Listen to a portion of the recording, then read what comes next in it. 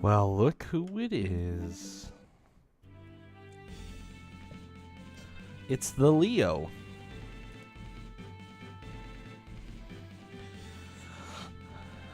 Glad to have you back.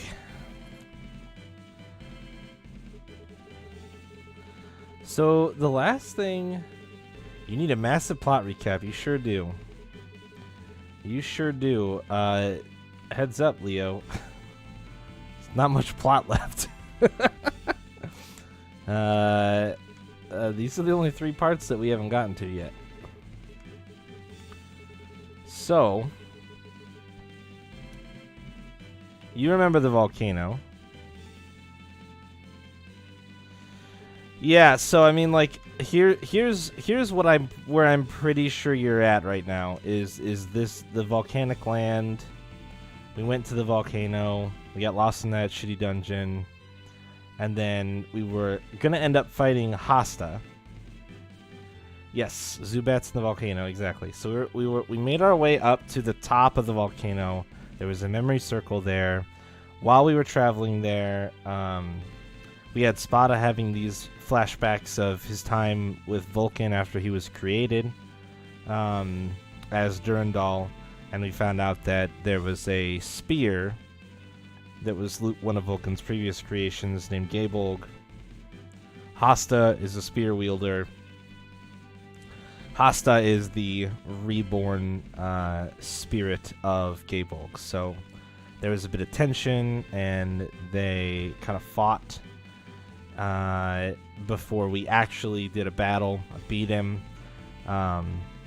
And when it was done, we were conversing with Hasta, had him at the edge of the cliff.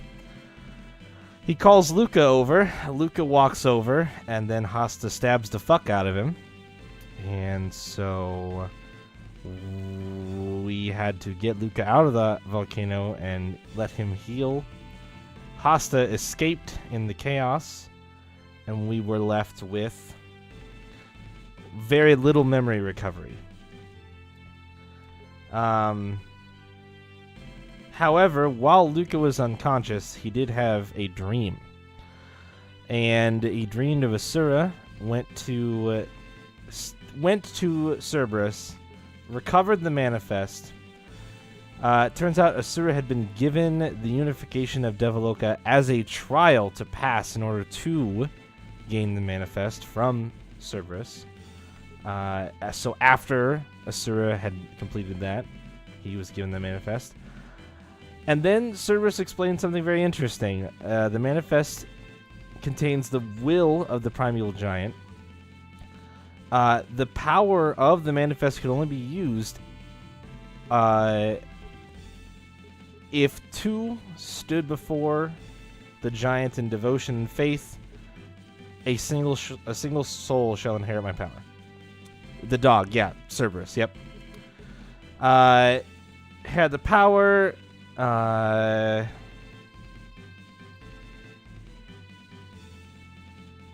So then we kind of find out that his intent is to basically... Asura wants the manifest to make the world from, like, better, not destroy it. Luca wakes up, everybody's happy. He's happy. So the dog is in this game. Yeah, Cerberus. We saw Cerberus. And then we headed to Galpos. Galpos was basically is the southern island on the map. Seen right here, this little spot. So we went down to Galpos. So we sailed all the way around this way, all the way around that little spot, and we ended up here. You missed 3 days of this game. Yeah, it feels like 30 years. It was we lot. You saw none of that. Slimmy, I told somebody that they needed to clip it when it happened because it is absolutely worth watching. I don't think that anybody did. But it was very entertaining. So, Galpos basically is a territory of Regnum. We got there and found out that they basically produce fruit. We're a knockoff Eldrin. Not anymore. We crash landed. We'll get there, show. We're catching up. So we went to Galpos. It's like this plantation area. They grow fruit and other stuff and ship it off to Regnum since they're a territory. We found out that somebody had ravaged their fields. Found out that it was Chien, Dog Boy, the reincarnation of Cerberus, who had done so, and that he was likely off in the jungle. We went to the jungle, not necessarily expecting to find a memory circle, but you and I both know there's a memory circle there. Found the memory circle, fought Chien, tried to convince Chien to come to our side. Yeah, none of the residents of the city knew anything about any places of religious significance, i.e., yeah. So, we beat Chien.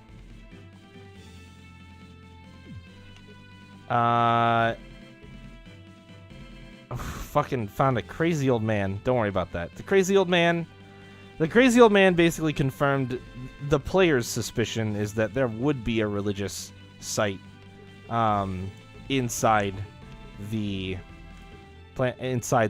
jungle. Chien is French for dog? I did not know that. That is crazy. So, Chien apparently is lonely and sad, and all he has are memories of loneliness and sadness because as Cerberus, he guarded the manifest by himself, and as Chien, he was apparently born into the world along with 2 dogs. I don't know what the fuck that means. But it's more, I think it's more supposed to be symbolic of the fact that he is Cerberus. So people were afraid of him, and he's lived a life of solitude. And there we go. There's the memory circle.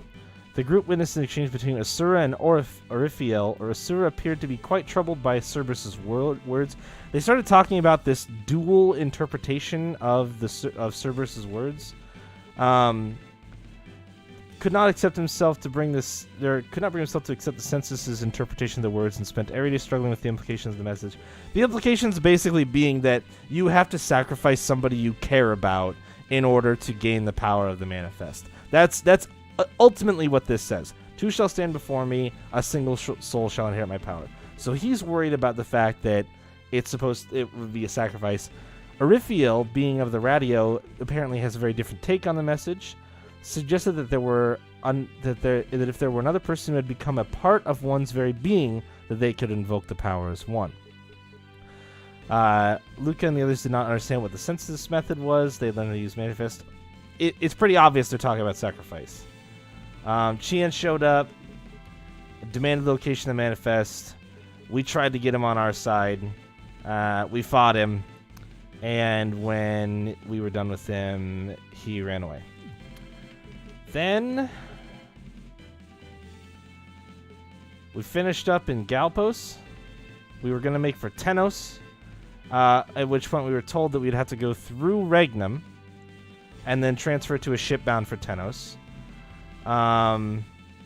We saw some stuff from the Privy Council. The long and short of this little section of the game was basically that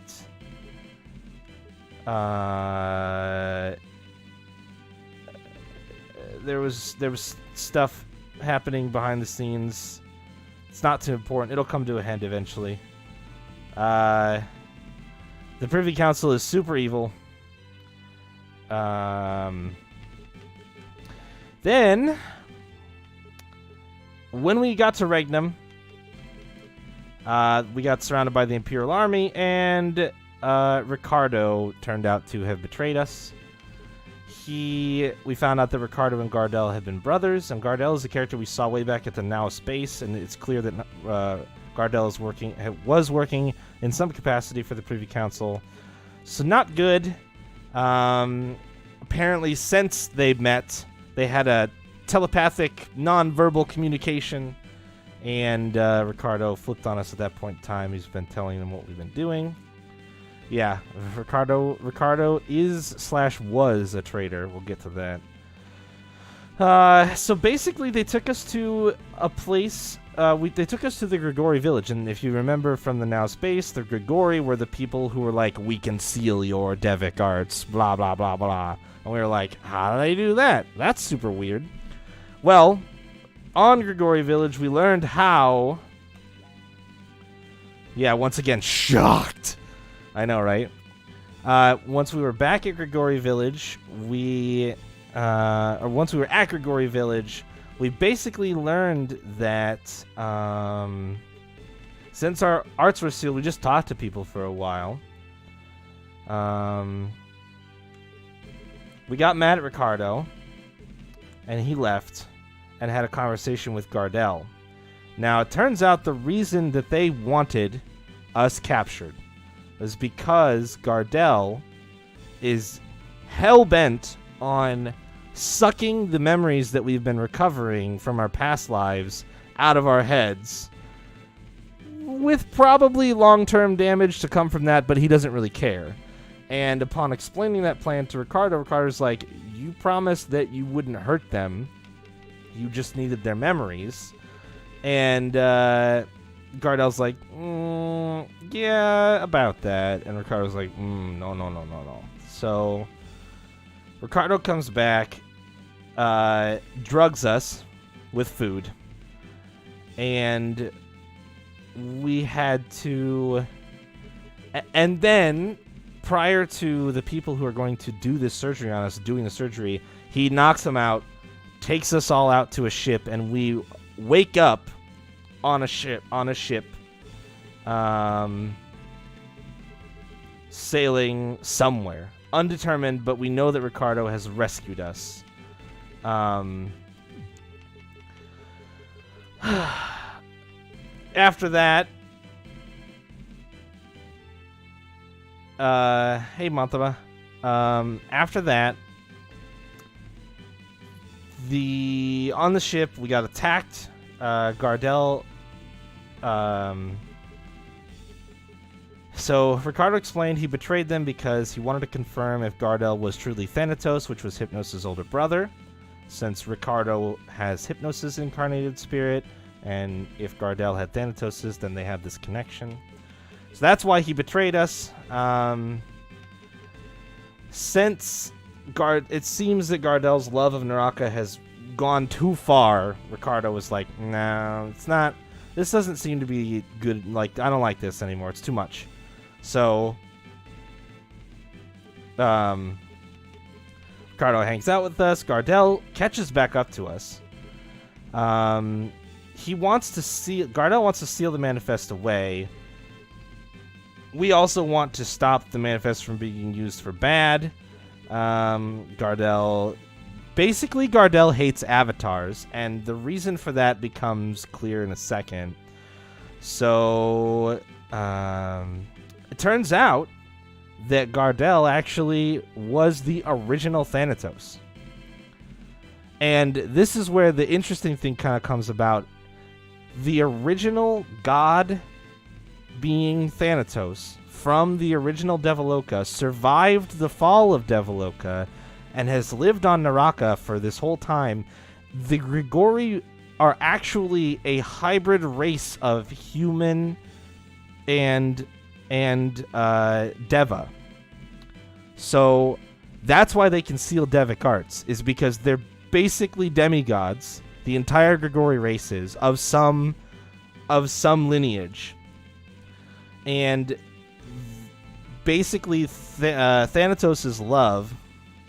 This is non-sarcastic, more shocking. I know. This was like... I was like, holy shit. So Thanatos actually fell in love with a human woman. And that's why Thanatos left Devaloka, came down to Naraka to be with her. And, they had kids. And he has continued to keep the Grigori line moving forward this whole time. So that... So that's like an interesting development. Like, oh shit, we've got another Deva that survived the fall. And I say another kind of loosely there because technically Vertra survived it for a time, but Vertra did end up dying. But Thanatos actually not being an avatar was pretty interesting. And then he attacked us. We beat him. We didn't kill him, but then, before we could try to do anything, one of those Gigantus machines from Now Space rolled up and killed him. And well, okay, he vanished into the sea. He may not be dead. He may come back, but he's unclear whether or not he's alive or not anymore. We're going with dead for now. And we fought that thing. That fight was miserable. It was probably the worst boss fight of the game for me. I struggled with it a lot. And then we docked at Mammoth, which is a merchant city. This is the only recap we get, and we had to go up through a marsh. Yeah, no body, no death. Yep. We had to go up through a marsh to get to, and then go through a battlefield to get to Tenos. And Tenos is up in the icy section up here. So that's where we're headed. We kind of landed right here. We had to go up through this shit and then up through a battlefield, and then we got up to the icy area. Hung out in Mammoth for just a bit, bought some new stuff. The marsh that we walked through sucked, was full of zombies, and it was not a great place. It was a bit of a filler section, yeah. Let's see. Corpse attire. Oh yeah, the zombies were made up of people who had been fighting in the battlefield. Which normally this should not be possible. We found an amalgamation of corpses acting as a single body, and we fought it, and it was a fight, and I beat them, and I beat it. It turned out that the mass of corpses was basically a bunch of radio souls. Ange helped them out and gave them safe passage to a true afterlife because they were delusional and believed they were still alive on Devaloka. They were set free. Ange had a memory returned to her at that moment. Urfiel was standing before Himmel the Divine. Most revered Deva of Radio. Himmel had rejected Radio as closed-minded, and then the Radio had confined him. So Orifiel was tasked with basically changing Himmel's mind. And Orifiel had already flipped on the Radio at this point, so the two of them ended up having more conversations along the lines of, yeah, the Radio are kind of weird, and the census seemed pretty good, which is the opposite of what the Radio wanted. And obviously we already know from a long time ago that Himmel was executed just as Asura unified Devaloka. So the efforts that Orifiel is attempting to make to save Himmel and keep Himmel safe end up being for naught. A lot of regret and sadness for Ange, which sucked. Hermana is also remembering something that is just lingering. She can't quite place it. It looks like there's a bit of a text error at the end here, so don't worry about that.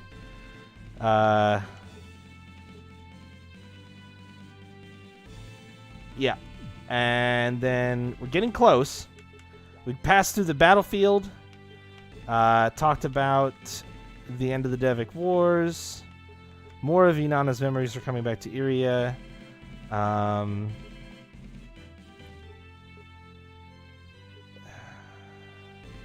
Also, so Inanna defected from the Radio, but she was more concerned about wanting to be with Asura than concerned about what happened to Devaloka and Naraka, and she didn't want to have the two.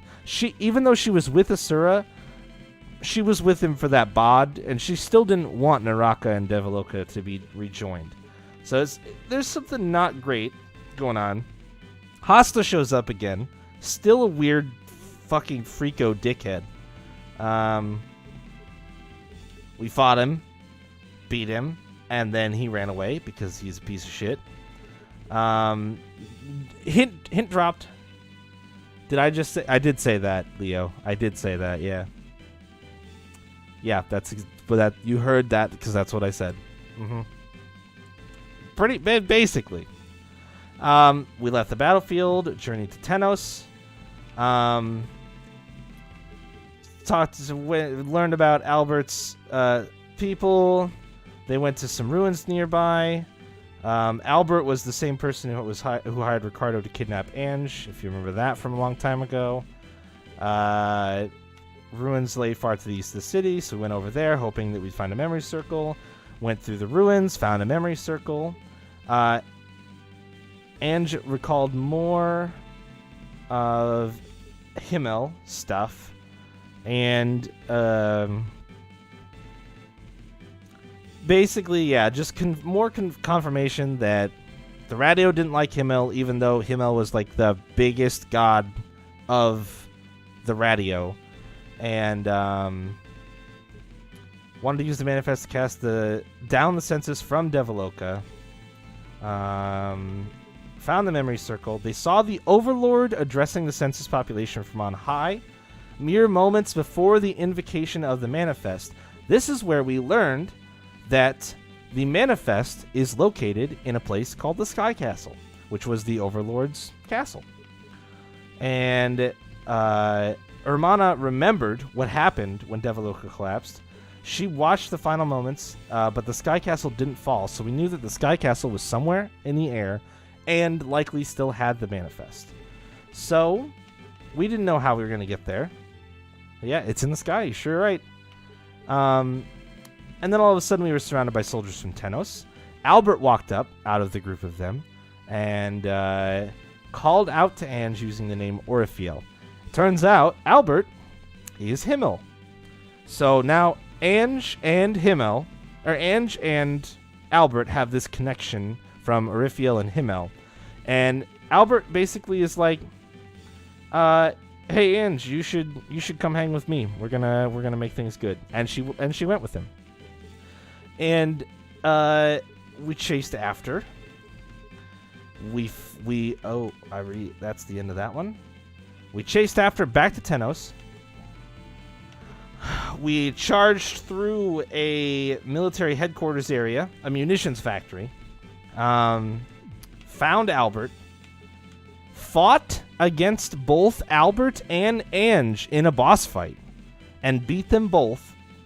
After doing so, Ange was like, you can't hurt him. I failed to protect him in my past life. I'm going to protect him now, no matter what.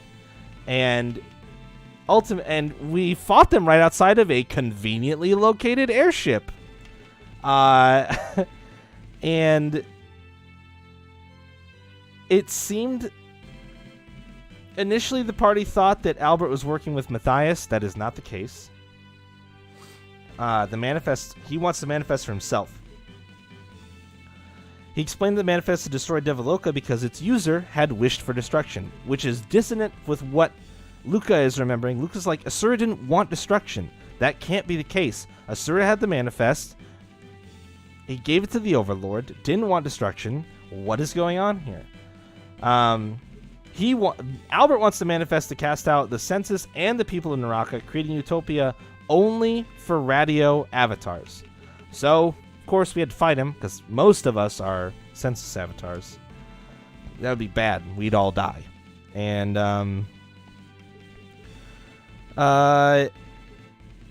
he came to believe that the radio were correct in expelling them from Devaloka, the census, humanity, and then the census were at fault as well for wanting to return Naraka to Devaloka. And then that surprised Ange. Apparently they didn't communicate about that at all when they went back to Tenos. She was just like, don't worry, everything's going to be fine. So now she's like, well, I don't want to do that. Because, like, technically, she's like a hybrid between radio and census. That's not going to be good. Boldly proclaimed that as long as he had Ange, he could use its power however he wished. The manifest power. Albert remembered the other interpretation that had been passed down to the census. The census believed that the manifest could be invoked by sacrificing the user's most beloved.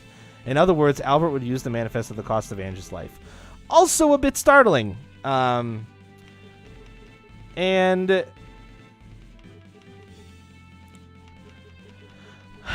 Unable to protect Himmel is the sin she'd been born with. If this was her punishment for trying to save Himmel from the suffering, she was willing to accept that. Continued by saying that she could still help Albert find a new way to live. Albert was free. He could change the world without having to rely on the manifest, just in the past. And was the only one who was willing to butt heads with Albert. When he saw that same strength in her, Albert lost his will to resist. At last, the matter with Albert was settled. And Matthias showed up. Proclaiming her triumph, she made for Sky Castle. And once she did, we were like, yo, that airship, is it cool? And Albert was like, sure. And so we got in the airship and went to the Sky Castle. The Sky Castle fucking sucked. It was a miserable dungeon. I don't know why I was so bad at it. Invocation of the Manifest had destroyed Deviloka, leaving the Sky Castle. There's a lot. This is the biggest chunk of the story, I think. This is the most crucial stuff that just happened. That was at the end of Sunday. Did it involve RNG? No, it involved monsters that were too hard and murdered the shit out of me, and it was not fun. So a lot of people start recognizing this place as their past home. Statues of unusual creatures. Identify these statues as the remains of dead gods. The group now stood where no human had ever tread. Group could make out two figures in the distance. As they approached, they recognized the figures as Asura and Inanna, or rather, their remains. In Inanna's hand was the broken Durandal. The two had stabbed each other. I don't know if it's an I need EXP. I got my ass kicked quite a bit. So, as the party attempted to come to terms with the impossible scene, Matthias, Chitose, and Chien all appeared. It was Matthias who explained Inanna's betrayal and how, in his despair, Asura had destroyed Deviloka. As Matthias removed the mask and revealed her face, Luca let out an astonished gasp. From her face to her voice, Matthias resembled Inanna in every way. Matthias shed light upon the events of the Devic era. The overlord who reigned over the census was none other than Asura himself. Surprise. When he was reborn, the conflicting halves of Asura's soul divided. Luca inherited one half and Matthias the other. So Matthias inherited the Overlord side, and Luca inherited the Asura side. Matthias' face was proof of the depth of the grudge that Asura bore against Inanna. It had been carved into her very face. Luca, Iria, and Spada slowly recalled their final moments. As they prepared to use the manifest, Inanna had impaled Asura upon Durandal. From the outset, Inanna had been ordered to assassinate Asura by the Radio Elder Council. She had been sent to the census along with Durandal. However, Inanna had truly fallen in love with Asura and was prepared to betray Radio for him. However, even then, Inanna could not stand to see the humans return to Deviloka. With a terrible cry of regret, Asura snapped Durandal in two. So, the sword, she stabbed Asura from behind, and Asura just, put his hands on Durandal in front of him, snapped it in half on the end jutting out of him, turned around and fucking stabbed that piece through Inanna. It was awesome. And then the manifest was unleashed and Deviloka was destroyed. Faced with the truth, Iria struggled with the pain of her past betrayal. She blamed herself that Deviloka had been destroyed. Matthias called upon Luca. Chitose took his hand and led him to her side. There was this big moment where it seemed like Matthias was coaxing Luca over to her side. Luca, filled with doubt and regret and anguish and sadness, was like, I don't see any of the path. I have to rejoin with my other self, which now feels like his truer self because of the doubt in him. And it looks like they're going to summon the power of the manifest. The thing that kind of flipped, Chien actually got really upset because he finally found out Matthias was going to destroy Naraka. And Chien still feels attached to Naraka. So the avatars in Arca have been working toward their own destruction. He realizes that. He's mad. He charges Matthias, but can't do anything. Luca's thinking, standing there, doing nothing. Chien revealed that since Matthias and Luca shared one soul, the two of them could never use the manifest. As Cerberus, the guardian of the manifest, he could tell. Chitose volunteered her own life. However, it was obvious that sacrificing Chitose, who meant nothing to Matthias, would be meaningless. Matthias told Luca to kill Iria in order to invoke the manifest, but Luca was not going to do that, wanted nothing more than to despair. In response to that desire, Asura's power poured forth. Luca literally destroyed the Sky Castle with sadness, basically. Luca destroyed the Sky Castle with sadness. Matthias bounced with Chitose and the Manifest. Chien was left behind. The rest of the party rushes back to the airship, leaving Luca behind. And that's all we see for a moment. The Privy Council, we switch to them. Emo powers of destruction, pretty much. Privy Council shows up back on the screen again. They talk about some stuff. Albert's letter revealed that Matthias was working even now to obtain the Manifest, so they got upset about that. Matthias had beaten them to the Manifest. They ordered Oswald to move out and immediately take the Manifest. However, Oswald was like, surprise, I'm betraying all you bitches.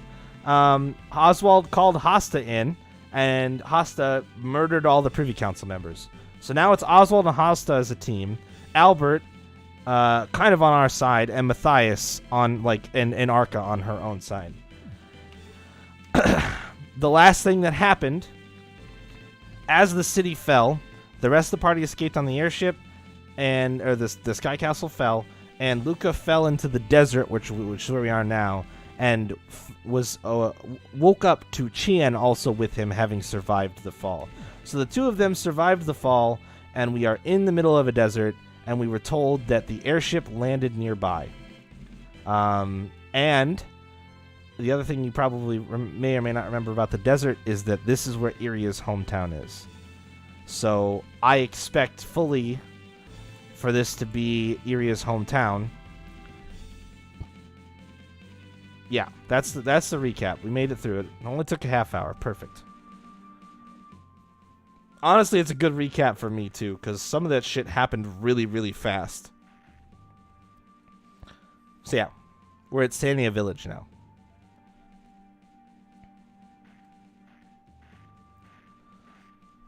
And we have Chien and both of his doggos and Luca.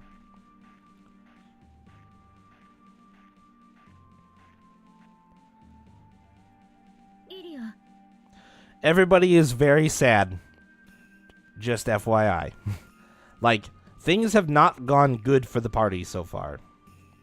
There's a lot of thoughts about the betrayal and a lot of thoughts about what could have been done to stop the fall of Devoloka. It's not a great scene. This code is still annoying. Is that even a question?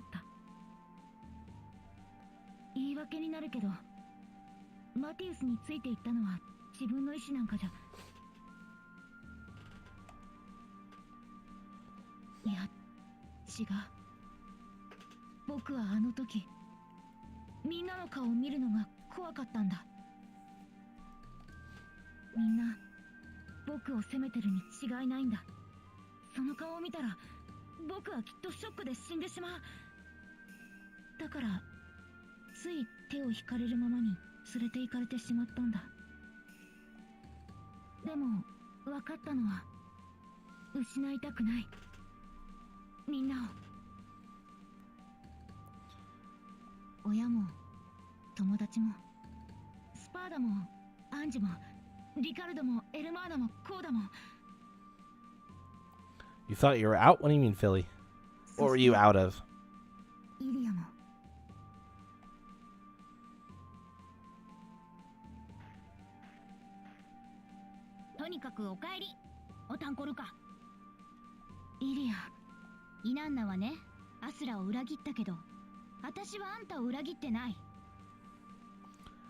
Destiny reveal stream? Whoa, what did they reveal? Like new content?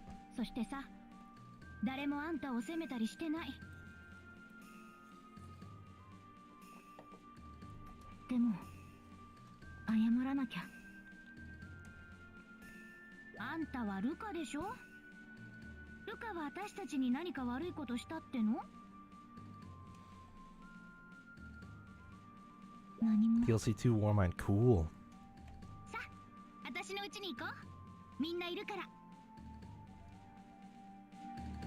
It looks great, unfortunately.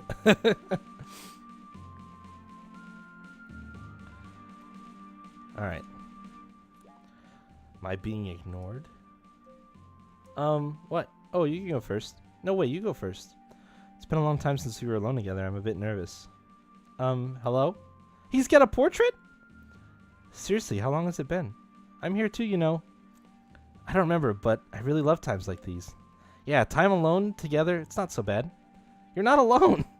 It's kind of embarrassing when you put it that way. Yeah. Hey! Even I've never been completely ignored like this before. Sarah Barrett, you guys really are my only friends after all. Oh, there was a little doggo bark in there too. So let him touch the first DLC. Ooh, Lagtown.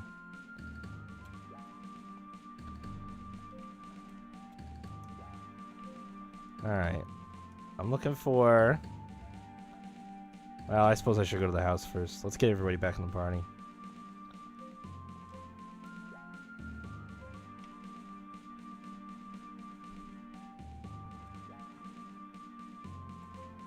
Oh, she's told the dream about the school to everybody. That's fucking adorable. Yeah. It's an obvious allusion to being Cerberus, but he obviously he's not Russ. Shouldn't touch the first DLC. No fun at all, Philly? No fun was had at all?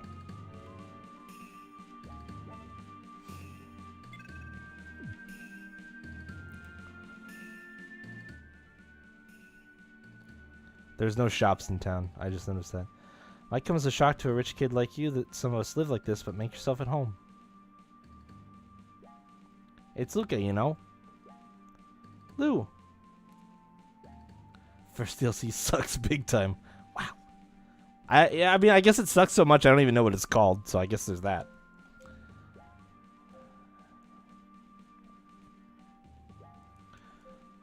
Tadaima. I'm back. That Chien behind you? He carried me out of the Sky Castle. He's injured. Is everyone alright? Oh, that's right. Yeah, he's hurt. I forgot about that. No problems here. We made an emergency landing nearby. We were about to discuss our next move. Give me the airship. We allowed the manifest to fall into Matthias' hands. Oh, also, they mentioned the Tower of Dawn. I didn't read that because I accidentally hit the A button. They mentioned that Matthias mentioned that she was going to a place called the Tower of Dawn. So that's probably where we're headed next. I totally missed that line, though. Seems the Imperial Army invaded the village the other day on their way to Arca headquarters at the Tower of Dawn. Oh, that's Arca headquarters. They passed by the village on the way there. They didn't pass by. They stopped in and plundered whatever they wanted from the village. Unbelievable. I'm sure those bastards on the Privy Council want to steal the manifest back from Matthias. The more important question is what we're going to do. Nothing to discuss. We're going to take back the manifest. Right. Who cares what anyone else has planned? We're going to take the manifest ourselves. Nobody else can have it. Yes, I agree. That's the best course of action. Nice. Arca's headquarters is at the Tower of Dawn. It's southeast of this village. Oh, really? Wouldn't have guessed. Alright, let's go, everyone. Right, but can I fly the airship? Alright, party reformed.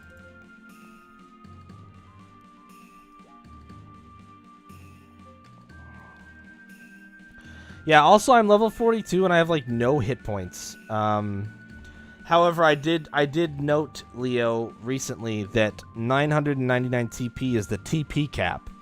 So I can easily hit the TP cap if I put boosted TP on my casters, which means that pretty much everybody has it taken off at this point. So far, what rank do you give this game? I think this game's ranking is going to be heavily dependent on how the story ends, honestly. I think that this game, for the limitations that it's playing with, as far as being a DS game and that kind of stuff, it's a pretty solid RPG. It's a pretty solid RPG experience. There's some stuff that I'm frustrated with that I'm sure would be solved if maybe I had either a manual or if I like looked stuff up, because I really want to know more about styles and why it feels like I'm losing out on the power balance right now, but I'm just gonna have to figure it out. And it's a pretty entertaining game. I'm entertained. I'm enjoying myself. I don't think that there's much to do in the game besides progress through the story. And the guild dungeons are a cool idea, but they're obviously repetitive, which is fine. It's just not really like my thing. I'm doing it because there are some good rewards, but in general, I don't find that to be too engaging. The weakest part of the game is probably the battle system. And that could just be my perception, but everything happens very fast, and it can be hard to adjust to at this point in the game.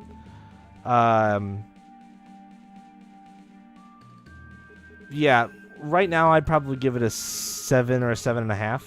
And if the story ends in a really satisfying way, I could see giving it an 8. But there are some things that I think are not outstanding about the game that maybe the remade version would fix. But right now, since we're just playing the original version, I'm kind of like, eh.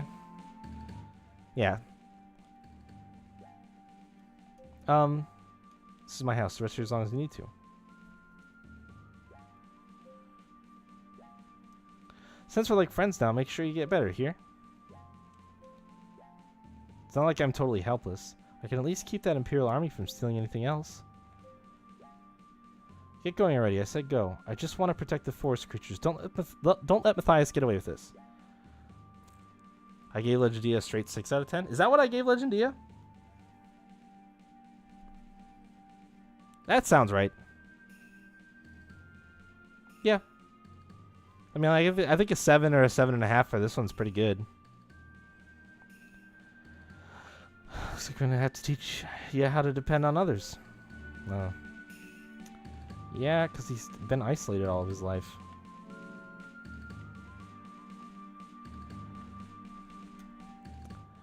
An objective 6 out of 10, Leo. I think Legendia is a 6 out of 10 game. I had like an 8.5 out of 10 of fun with Legendia, so don't even fucking go there. All right? Objectively, Legendia is not that bad of a game. It doesn't do what it does well. It does very well, and what it does poorly, it's not super great, but it's better than fucking trash. It's not Earthbound.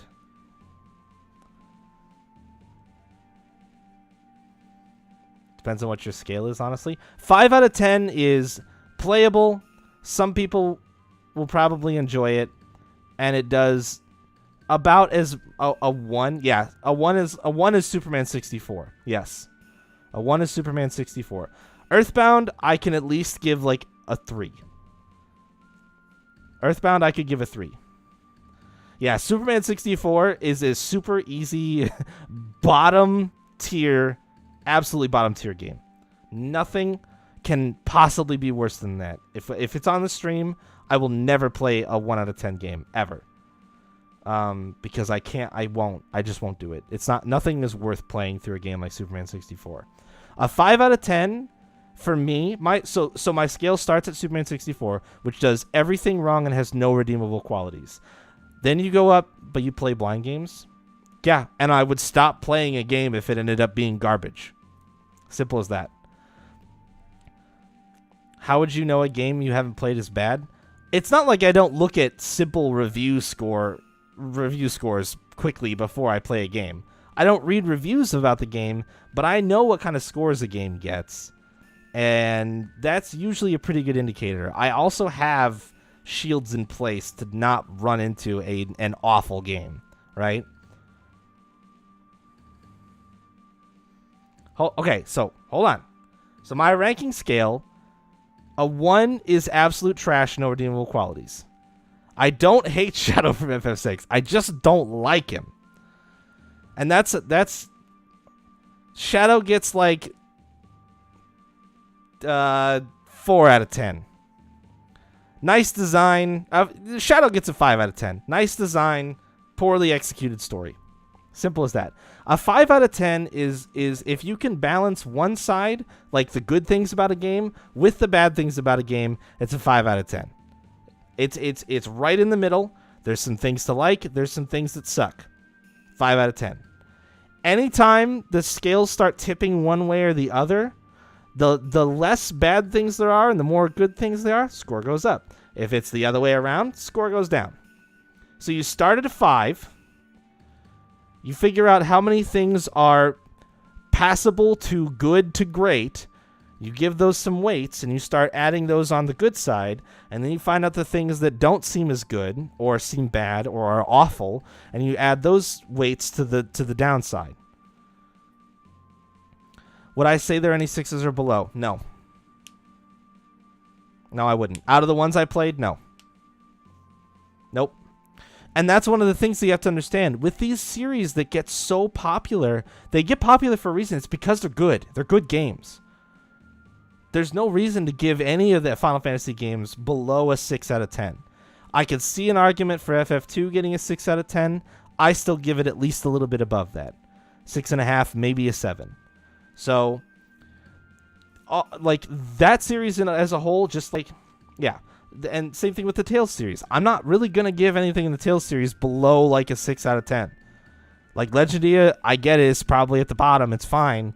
But, like, everything just goes up from there, and these games do so many good things.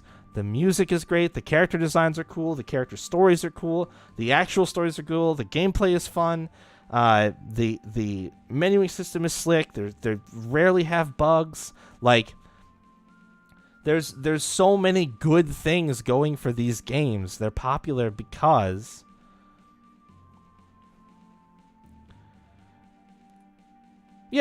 being a sub, but and that's where. Yeah, it's not a bad game compared to other games, and that's the thing. That's the thing you have to understand. When I give a scale, when I give a rating on a game that I play, I don't take into account the fact that it's from a prestigious series or I don't look at it in like a small little microscopic area. I look at it as a whole experience across all of gaming. I consider everything that gaming has to offer, both good and bad. And so my scale is not just against other Tales games. My scale is games. Garbage shovelware to pristine, life-changing gaming experiences, right? That is the range that you have to work. Right, and that's the other thing. Like, everybody has different levels of personal enjoyment in comparison to whether or not a game is good or not. It's very important to understand the difference. It's very, very important to understand the difference between, is this a good game, as in, did the developers do a good job making a game, versus is this a game that I personally enjoy?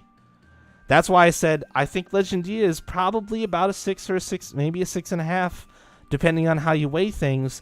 But I had like an 8.5 of fun with that game, personally. I would, if I was giving you a biased opinion, if it was just my enjoyment of Legendia, I would give you an 8.5. I had that much fun with that game. I really, really liked it. But objectively speaking, the Legendia, from a game existence standpoint, it's probably about a 6. No, those people are wrong, Leo. Everybody can be wrong about something. They love it. The thing you have to understand is not a lot of people love Earthbound, for starters. I want to dispel that myth. If I do nothing with the rest of my life except one thing, I want it to be proving that a lot of people do not like Earthbound. That is a fucking falsehood. Earthbound has a lower series, the Mother series has a lower series engagement than like 30 other more popular JRPGs. The Mother series is beloved by the people who love it, but they are a minority amongst gaming. They are not a majority. Also, those people love Earthbound for the wrong reasons. They love Earthbound because they can laugh at it because they think it's stupid funny. They don't love it because of the way that it was created and what it represents in the theming in the game. And the problem with Earthbound is it doesn't get upgraded because that shit is not good. It's not done well. It's not executed well. It was made by somebody who doesn't design games for a living and just decided he wanted to make a game. And that's what we got. So, no, Earthbound doesn't get an upgrade. It gets a 3. That's all it gets. It does way too much shit poorly and not enough shit well. But the outpouring of love that you see from Earthbound is a classic example of a vocal minority. There are not a lot of people who like Earthbound. There are not a lot of people who like the Mother series. The people who do like those games like them for esoteric, ironic reasons. A 3 is high praise? Maybe. Maybe. But people choose to enjoy those games for very specific reasons, and very few of them have to do with the quality of the games. And that is the key. You can like bad games. Lots of people... okay, again, lots of people is a misnomer. There are people who like Superman 64. There are people who speedrun Superman 64. But it's because they like to make fun of the game. It is not because it is a quality game. It is because it is an easy experience to laugh at because of how bad it is. So the caution that I always have, speedrunning a game doesn't mean they like it, to be honest. They like some aspect of it. Yeah, no, it does. It means they like some aspect of it. Because, real talk, the Superman 64 speedrun is not easy. It's pretty hard. There's some weird shitty glitches that you have to do in order to get good at it. It's like not an easy run. So there has to be some draw to it in order to encourage that. But the moral of the story is, rant over, I'm going to actually play the game now.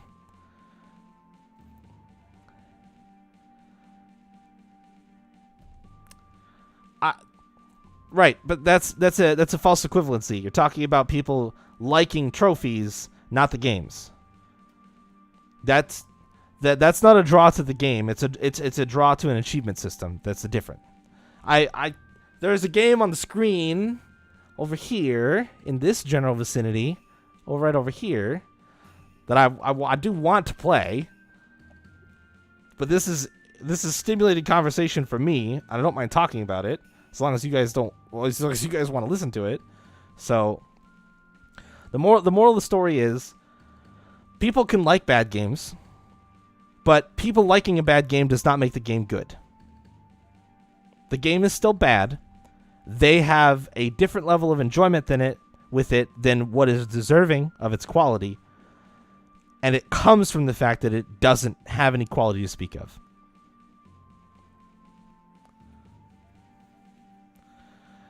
So, take that for what you will, but that's where my rating system comes from. My rating system has very little to do with my personal enjoyment. I try to analyze what the game gives me from an objective perspective of having played a decent number of games throughout my lifetime and having an understanding of gaming culture and history in general. And I try to use that to be informed about the experience.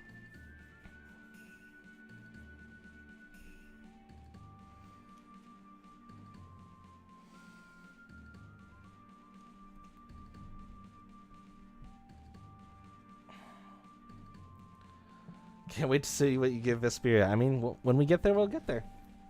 And I mean, like, if it helps contextually, you guys, if you're ever curious, if you're ever curious, like, I haven't been, but I could tell you with a fair amount of certainty, because at the end of each game, I have been giving a rating. That has not been my personal rating. That has been my rating of what the game presented to me. And my personal enjoyment has varied differently than what necessarily the game, how good or bad the game is. So I can give you guys both ratings if you want, if it would make it more clear, if it would be something that you'd be interested in. I haven't been, but if you're curious, I can. But for the most part, I try to keep my opinion separate from my objective kind of review of the game. You know, what parts stand out to me as excellent, what parts stand out to me as maybe not as good or bad.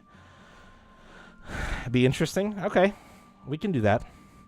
So yeah, just for context, so right now we're at a 7.5 on this game. Like I said, kind of objectively, both ratings highly preferable. We will do that from now on. We will do that from now on. So right now, and the other thing is, like, I don't necessarily like giving ratings while I'm playing because there's still content to see before I get to the end. So it could change small or drastically from now until the end. But I do think that objectively 7.5, and I have been enjoying this game. I would probably also give it a 7.5 for enjoyment so far. What did I give Abyss? 8.5? I think I gave 8.5 objective on Abyss. And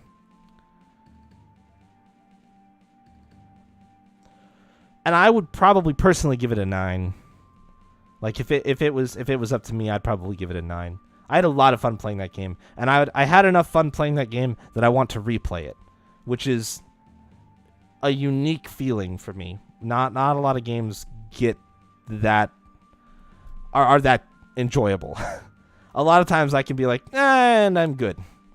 Played you once, saw what you gave me, good. But I would play Abyss again for some of the stuff that I missed, to try some new things. So yeah, I'd say my personal enjoyment level. Enjoy your own first playthrough of Abyss. It's a lot of fun. It has a lot of fun stuff. I have very minor gripes with Abyss. Very small ones. So, alright. Let's finish up this skit. We would have been totally fine without you, obviously. I thought you'd say something like that. Then why didn't you just stay gone? Do you really mean that? Anyway, I had to come and make sure you'd say what I thought you would. Why did you get so cocky? Right, Luca is cocky. Hey, Iri is actually blushing. Yeah, the grade shop makes most of these games great to replay. Agreed. She's just telling him how happy she is to see him again. Are you too happy to see me again? You got guts asking something like that when you didn't even believe in us in the end. I am an adult, after all. I have to be tolerant of brats and their occasional emotional outbursts. Goodness, you're no better than Iria. There, Luca. I am happy to see you again. Yep, we ain't like them here. Really? I'm glad to hear that. While you were gone, Iria and Spada were just so listless. It is getting pretty tense. Just ain't right without you. Luca, you are the vent that allows our group to let off steam. So basically, it's not that you're happy to see me, but that if I'm not here, it makes life harder on everyone? Whoa, Lou, you got it right away. You're such a smart kid.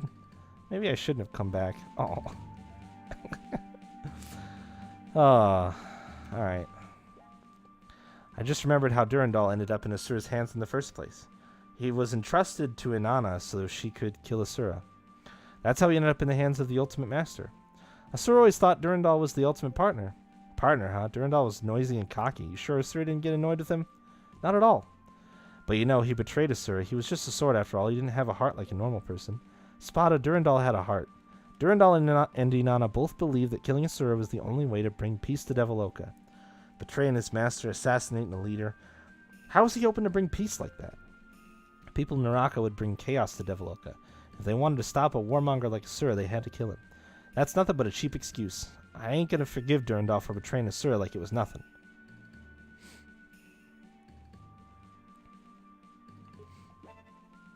Spada, isn't this backwards? You're blaming Durandal while I'm defending him.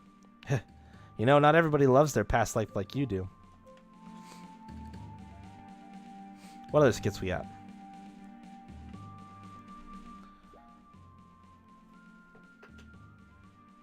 The Imperial Army is attacking Matthias? Weren't they allies? Matthias hid her plan to destroy the world and used Regnum for her own designs.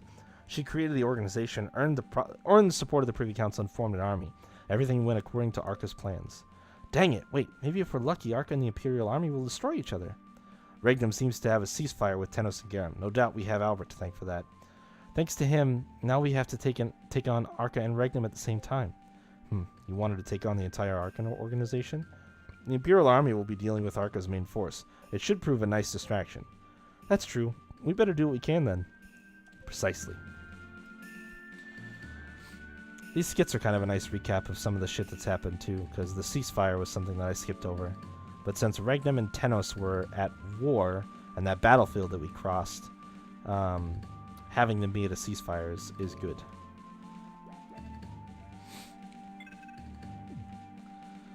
So, yeah, there's no fucking shops here. Man, I was hoping for new gear. Alright. I'm just gonna double check this other exit up here and make sure that it's an exit and not a other section of the town. It's an exit. I know. Is the airship out of commission or what? Oh. No problems with it.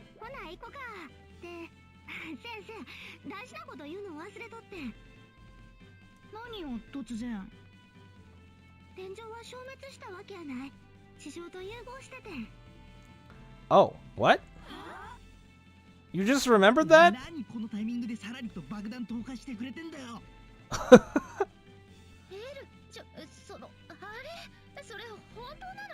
Is that how the spirits are being reborn?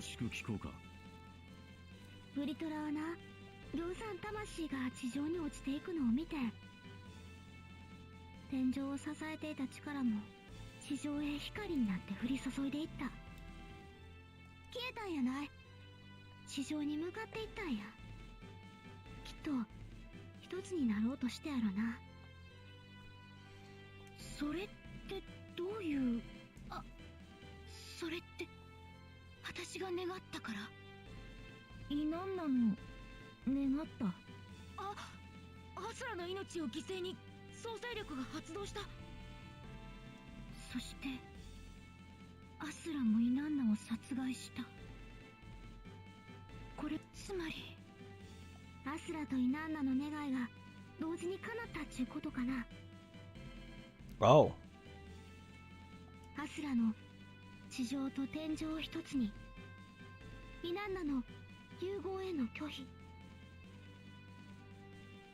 Okay.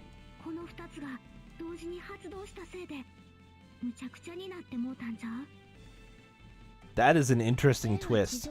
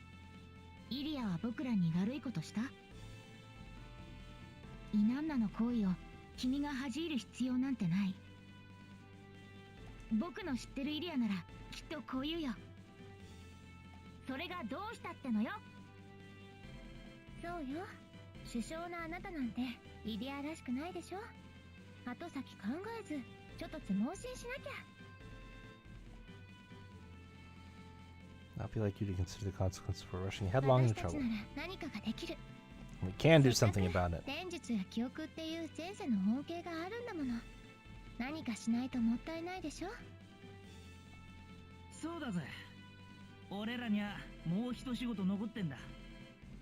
One job left to do.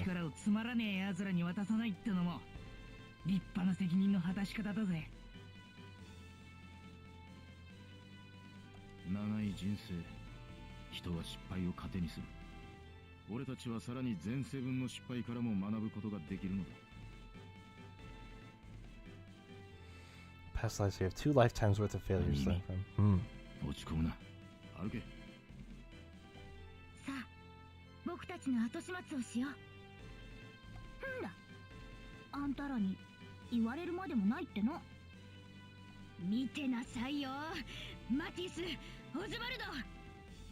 先に手に入れて自慢げに見せびらかしてやるもんねそれでこそイリアださあ行こう Let me go to the airship!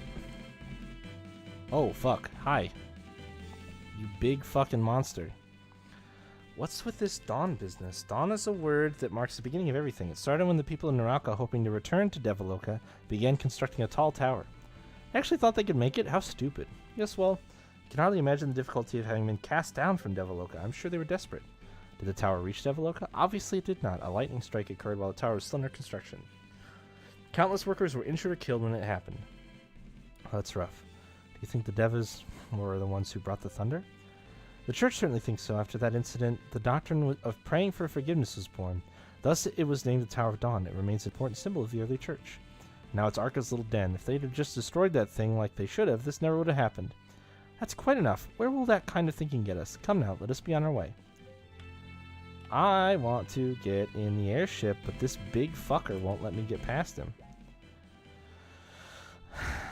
So we finished our trip around the world at a snail's pace, but I still don't get why the wars were going on. I believe it was a bit faster than a snail's pace. Regardless, it was difficult to simplify the origins of the war. Economic, political, and military elements have all played a part in them. Come on, give me the 10-second version. Basically, Regnum's relationships with its neighbors deteriorated and it could not maintain the peace. So why did he stop getting along? You can have more than 10 seconds. You can have 10 more seconds. Originally, communities were divided based on disagreements over church doctrine. Those communities became cities, and even today, their interactions are still shaped by those disagreements.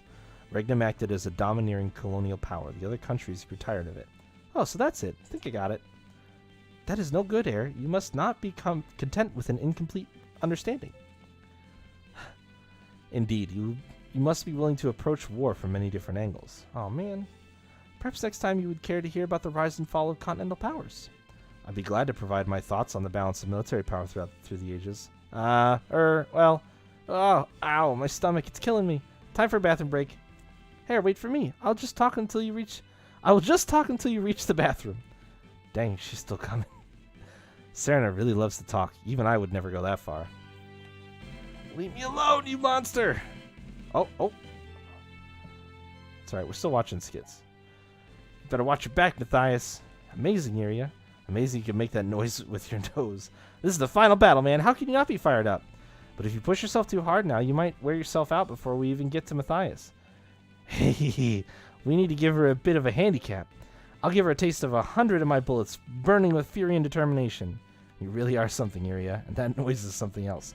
Obviously, you'd better get pumped up, too. Sure, I'll see what I can do. Really? This motherfucker again? Oh my gosh, there's so many skits. I'm sick of this. Ricardo, you look rather pale. Kodo knows why, you know. I simply had trouble falling asleep. Don't bother worrying about me. If you say so. Anyway, we should get going. The airship should be working again, right? Indeed. I have to fly that monstrosity again. This is madness. You hate flying, you know? It would seem I am not fond of heights. Sounds rough. Koda has no problem. Then you can fly it. Or rather, please fly it for me. Koda will do it. Koda will tell them Ricardo said to do it. Wait, I was kidding. Let's just go. Ricardo sure looks depressed, you know. What a little shithead. Oh my goodness. So how's that airship fly anyway? The people of Tenos uncovered a unique natural gas while mining for coal. If you have enough of it, you can float. Helium! Helium! Whoa, awesome. Here I thought the steam engine made it fly. The gas creates buoyancy. The steam engine is still used for propulsion. There are propellers attached to the balloon. Those propellers are driven by the steam engine. So if some random guy got a hold of that gas, he could build himself an airship? No, not necessarily. Why? It's a problem of the payload, in other words, the weight. Without the technology to produce a light yet powerful steam engine, an airship would be unable to maintain buoyancy. Meaning only the country on the cutting edge of steam tech, Tenos, can do it. The airship technology has only recently reached a functional level if they were to use it for war. Hey, keep the doomsday talk to yourself. Just think about how fun it is to ride. I'm sorry, fun? I mean, isn't the view out over the clouds something else? Difficult to say. My attention is on flying it, so I can't say that I see much of anything. The hell? Ricardo sure ain't good at making conversation. I just want to fly it, but I'm waiting for all the skits to play out.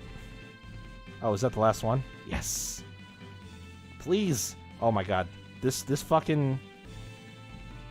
Get Get away from me! Ha! Yay! Oh no. Oh, guys, it's slow as fuck. Well, you know, it's not that slow. I take it back.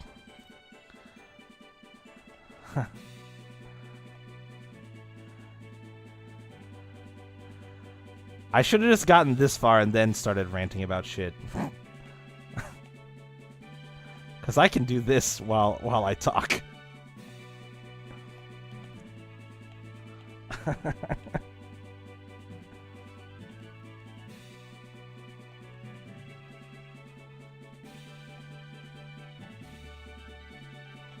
This thing turns on a fucking dime too. This thing is so easy to fly.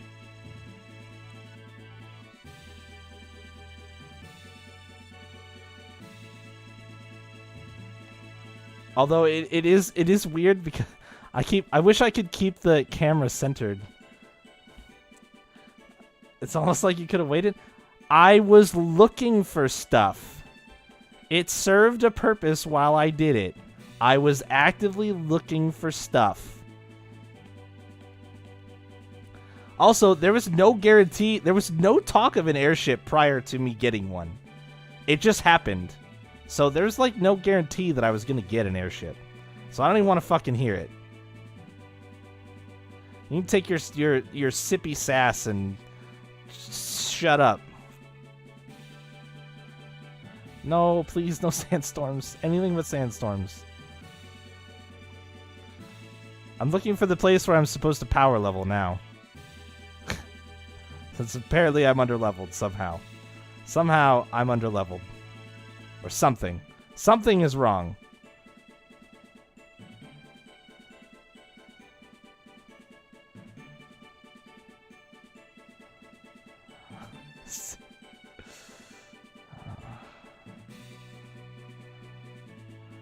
Alright, so there's our tower. I don't want to get too close to it because I don't want to get sucked in. So...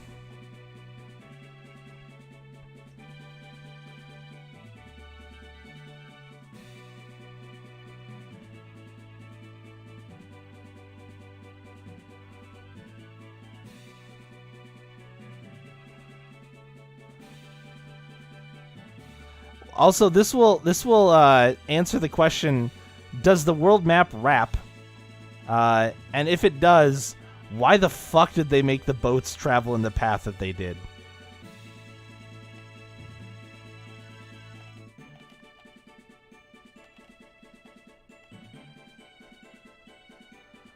Like I said, I don't know if it's actually being underleveled or not. I'm just kind of thinking that might be the case. Alright, I'm just gonna leave the camera like this. It's facing north. I'm gonna stop fucking with it. Okay, it's almost facing north. It's close enough to north that we'll call it close enough.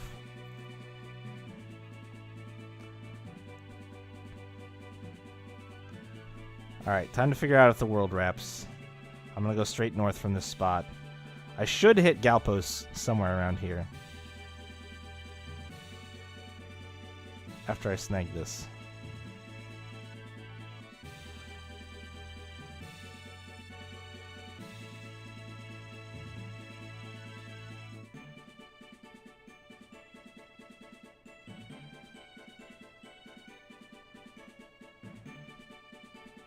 How come I...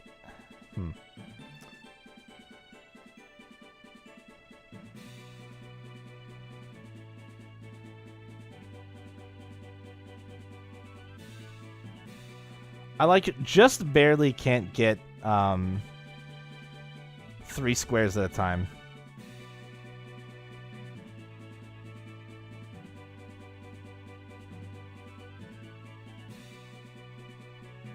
Let's get these mountains really quick. Yeah, this shit right here. The back-to-back dungeon areas feels bad. Now I fly over you and laugh heartily.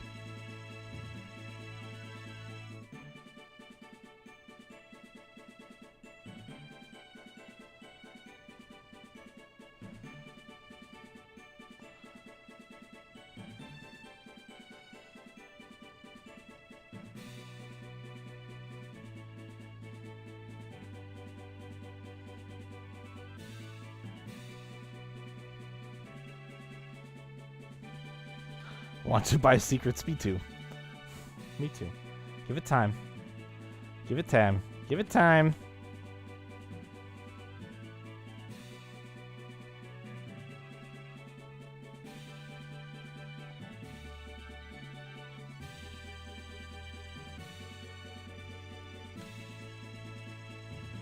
Oh! Oh, it does wrap. It wraps really weird, though. Yep. Alright. That's interesting. Huh. Okay. I suppose that's probably the only, realistically, the best way they could make that work. At least for my sanity, it does wrap.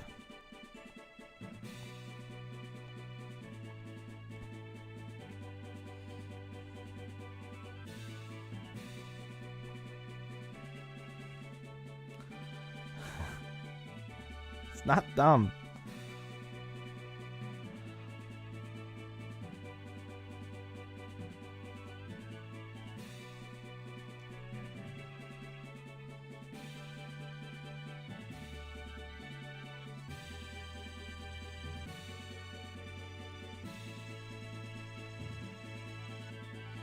I'm exploring, you guys. I'm an explorer. Look at me explore.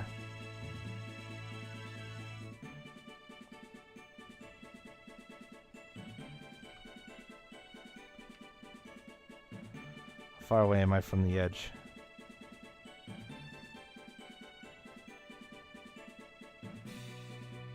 Pretty far. Fuck. There's a lot.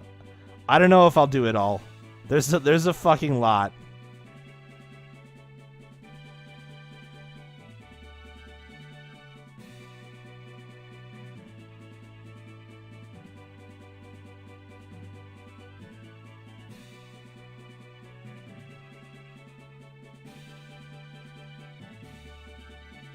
But what if there's an island hidden in the fog? Because, you know, I've never played a game where they would hide something from the world map before. FF7! Sorry, what was... I had something in my throat there. I'm not sure what that was.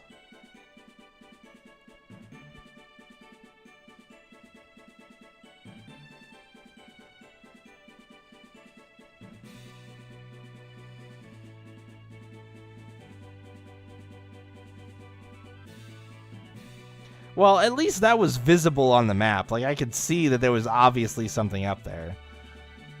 Whereas, like, the island where you get Knights of the Round in Final Fantasy VII, if you look at the world map, it literally doesn't show. You just have to fucking wander off into the distance. Speaking of, what's this? What the fuck is this? Oh, is this? Oh, I know what this is. This is Grigori. This is where the Grigori Island was. Right.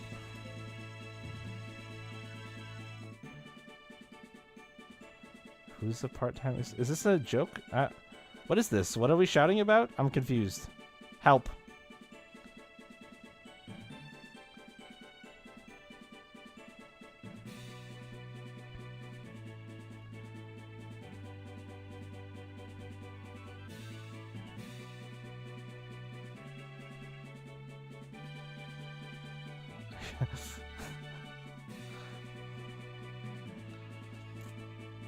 Shayla and her weird memes strike again.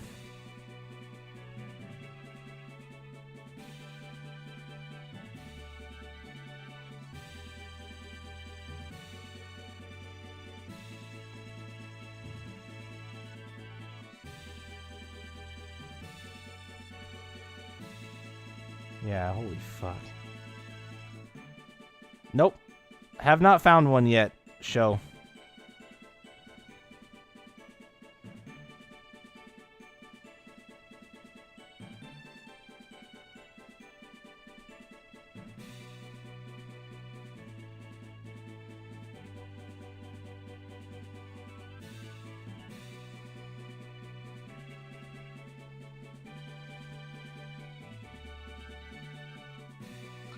Oh, okay. So you were just trying to make fun of me. I see. Somehow that's worse. Complains about getting bullied and then bullies. What an odd existence Canadians live.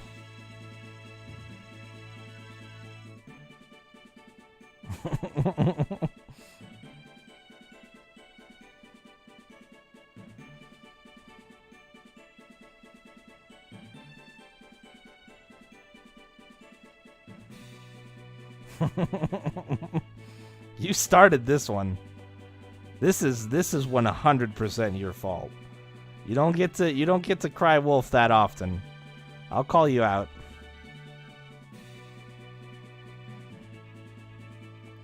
Yeah, just getting this one section explored is like a giant pain in the ass. If only people have been paying attention. That doesn't happen here.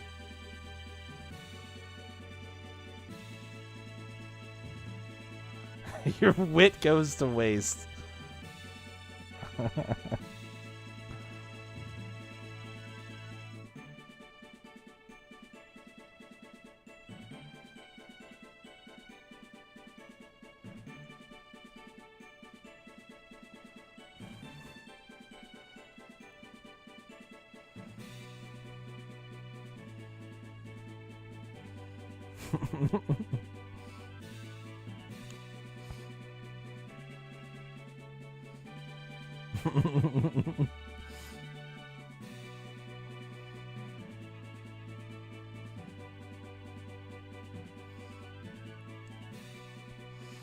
Yeah, too much time investment here. I'm feeling the fatigue already. I have to finish this section. I'm gonna go find easier sections to finish.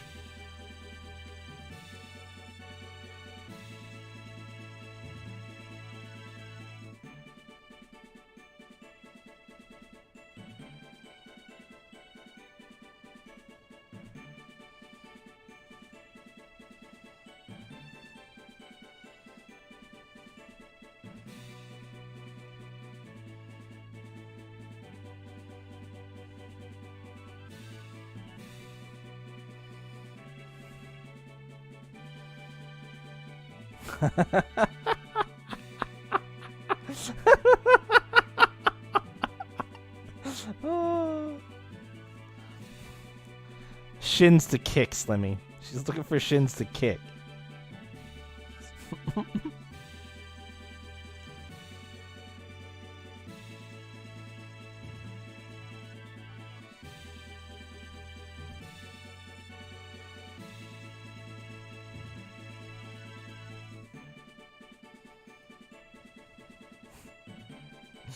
Legal U.S. candy. Oh, what a weird thing.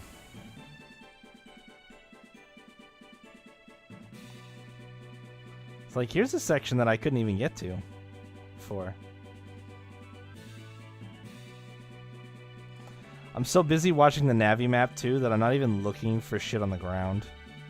I know that I can land there. That's how it's even less threatening.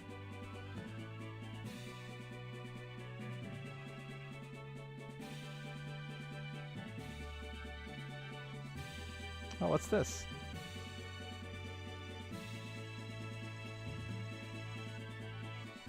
What's this little spot right here?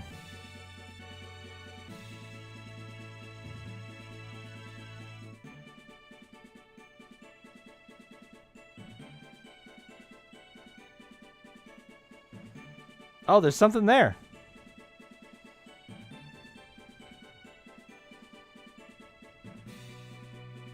What is that? Some type of dungeon?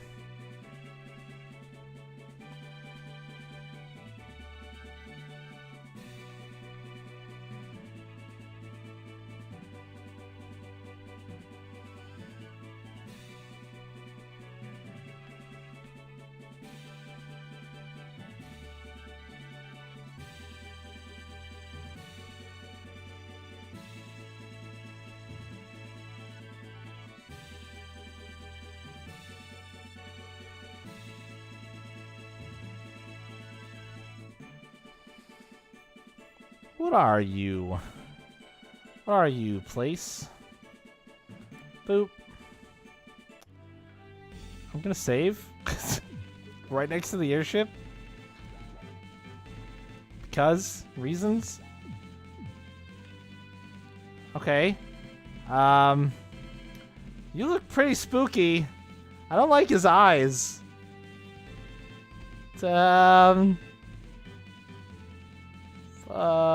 Sure. Hi. Oh.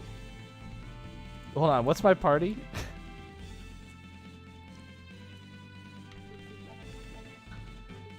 Okay.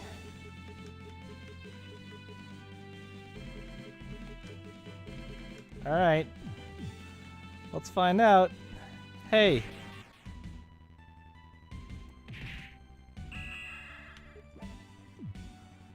Charcoal Treant and Egg Ruda. Alright. How fucked am I? 8,100? 357 physical defense. Ooh, ouch. Alright, that didn't feel particularly good.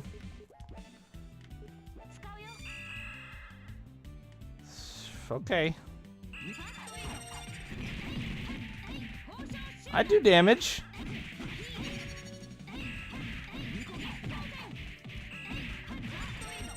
I can probably do this.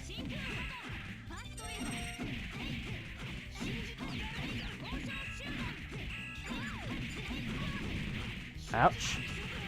I don't know where that grave cast is coming from, but I don't like it.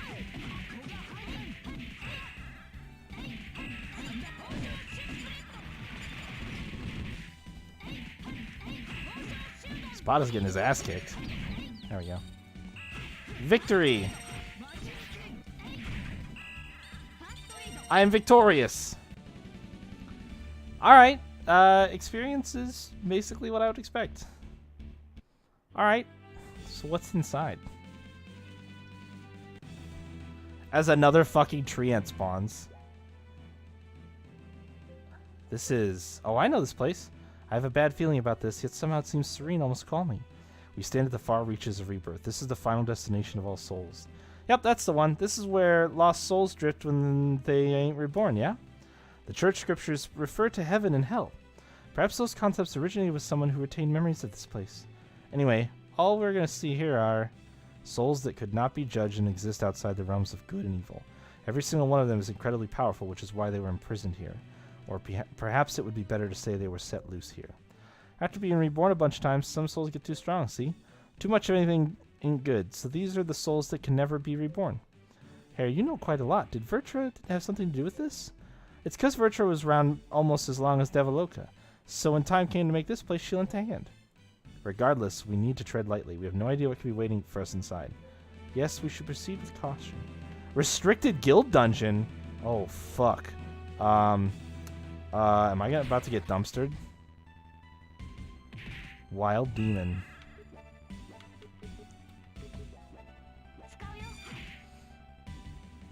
Ooh, we're out. We're leaving. We're done. These things have 100 more defense than the things outside. Oh, I am so out of here. I'm gonna try to win this one fight, and then we are fucking out of here. Oh! God. All right. Let's just start that escape timer going. We are not staying. We are leaving. We are leaving. We are leaving.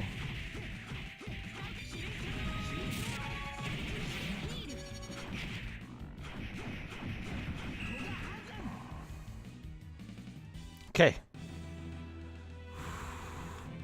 Let me out, please. Let me out. Let me out. Let me out. Let me out. Let me out. Let me out. Let me out. Oh, I can't leave. I can't leave. Why can't I leave? Why can't I leave? What are you spacing out for? Huh? Do you need something? Not really. This is not the time, Iria. This is not the time. Let me guess. You were busy thinking about that girl again. No, I really wasn't thinking about Chitose. I didn't say anything about Chitose, did I? Oh, wait. Have we seen this before?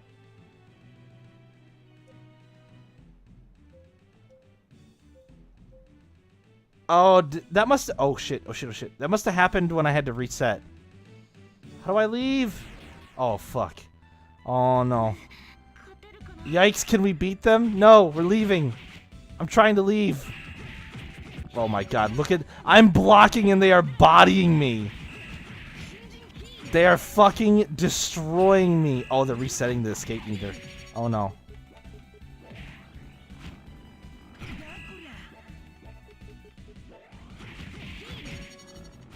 Oh, no. Heal me. Heal me.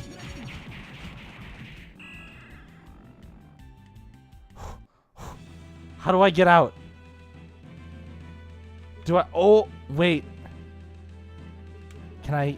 If it's a guild dungeon... No! This is very bad. Oh, fuck. I can't...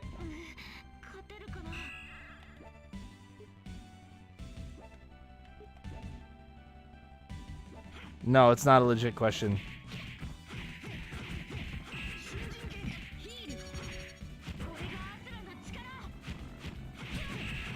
Oh, they broke my guard and I died.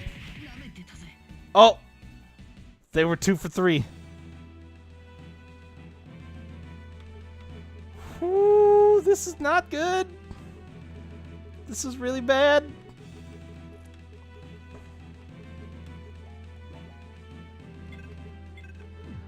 I mean, I'm looking at a game over right now, guys. Like, real talk.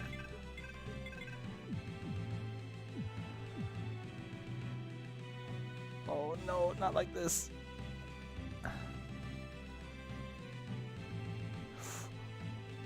How? How? How? How?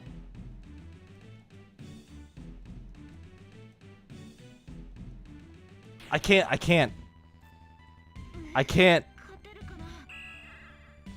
I can't run from this encounter. We're dead. I'm just gonna... just gonna...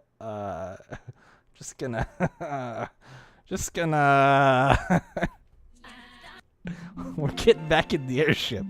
That's what we're doing. We're getting back in the airship. We're out of there. Alright. Get me the fuck away from this place. Holy shit. Terrible. Terrible, horrible, awful. Hard pass. Holy fuck.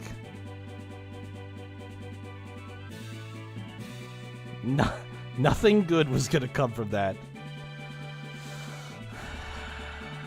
Alright, so my new guess. My new guess is Saturday. I know I was talking about maybe being done tonight or Thursday, but my new guess is Saturday. Based on that.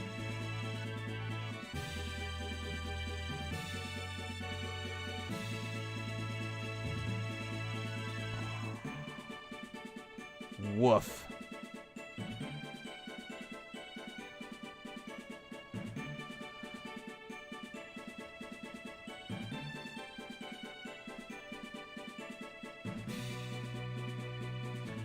That was horrifying. Those enemies were way too strong.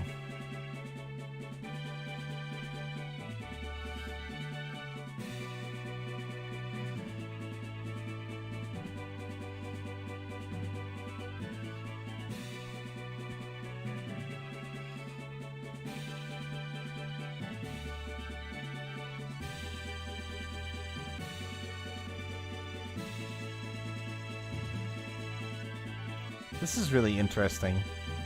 There's just this forested area with that forest on the top. Oh, I can't land here. I can't land in forest. I can only land on, like, flat places. Oh, that's not true. I just can't land in there. Damn it, why did I rotate the camera? That was so dumb of me.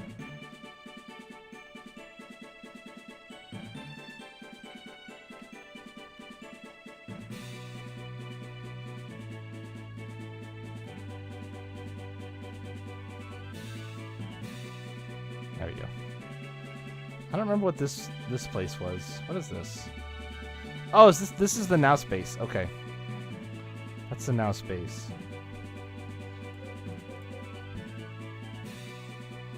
I'm kind of starting to remember where I am.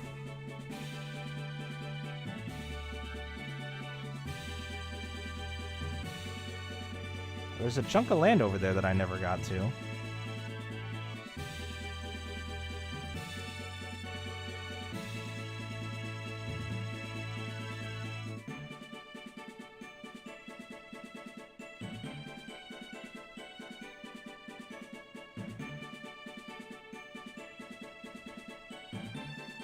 It looks like there's a tiny little speck on the map there. Like there's a tiny little speck right here.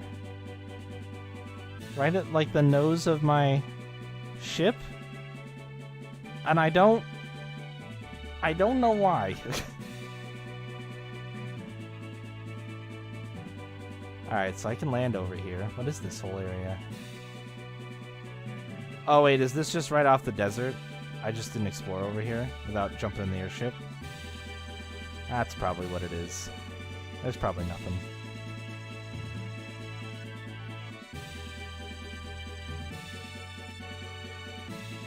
Yeah.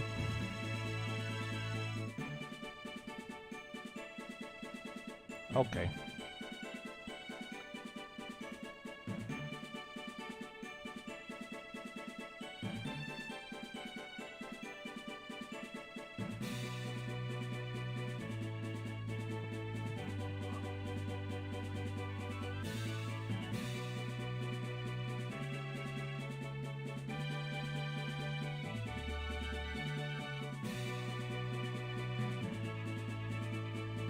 Is this where the tower was? I think it is. I have a save that's pretty recent, so I'm not too worried about it. Can I save in the airship? No, I can't. I can't do shit in the airship.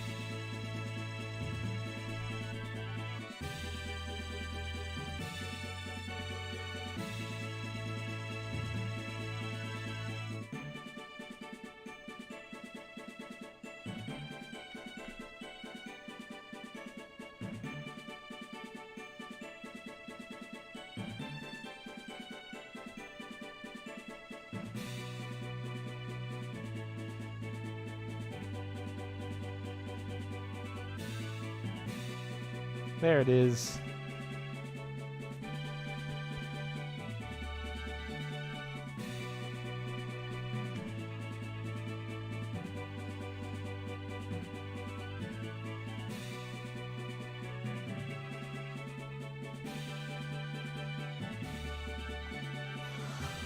I think that's pretty much all of the... I'll go check the Galpos Islands, or I'll go check Galpos. I don't think that there's anything that I, like, didn't uncover down there, but I'll go check.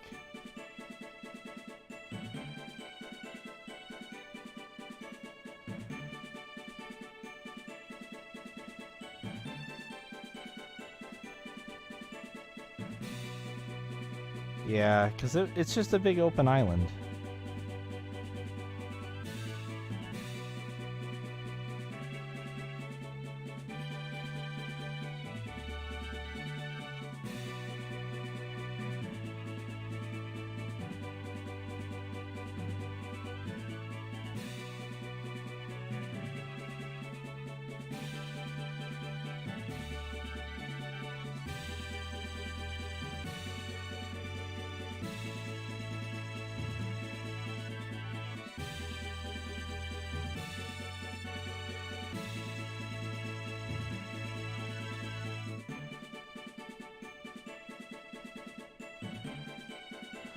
And to be fair, we haven't seen inside it yet, so let's not get too judgmental.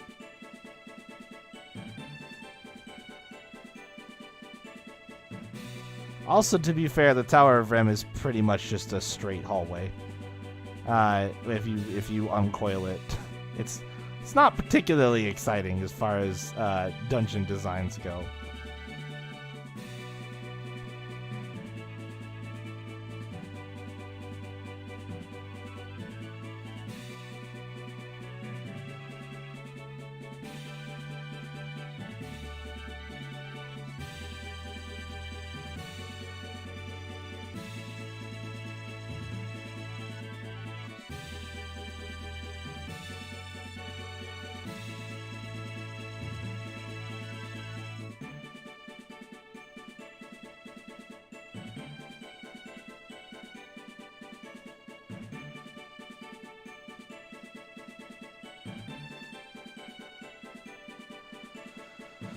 Trying to figure out what I should even do at this point. I'm actually, because of how much I struggled with that last dungeon, I am contemplating trying to do some more guild dungeon stuff and get a higher guild dungeon rank.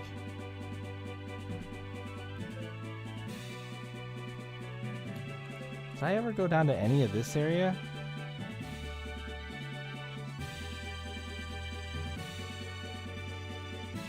Okay, yeah, it looks like I totally did. Interesting. No, not the G word, not the G word. Working towards more, better rewards from the guild quests. It's like, I don't know, man. Some of that armor might be pretty dope at this point.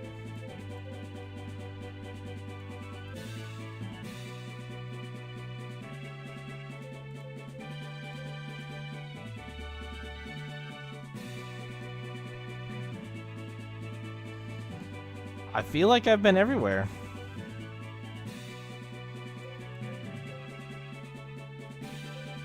There's just that one side dungeon way down in that bottom corner that I can't even remotely imagine going into right now.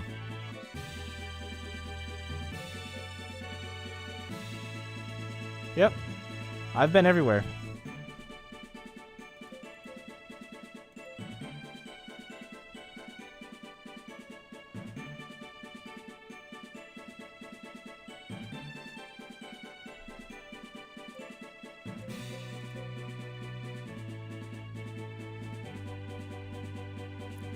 Definitely, well, unless something drastic were to happen, pretty confident that we are approaching the end of the game. Oh, and we can always, well, I can't check it while I'm flying, but, so the Regnum dungeon, the Regnum Guild dungeon is probably the easiest dungeon to do. Snag that really quick.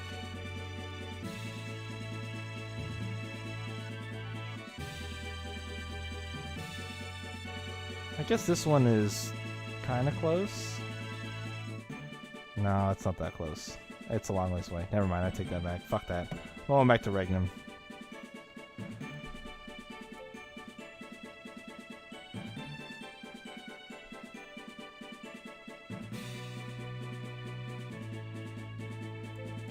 Definitely faster than walking, but I kind of wish there was like a boost mode. There we go. I'll just plop down.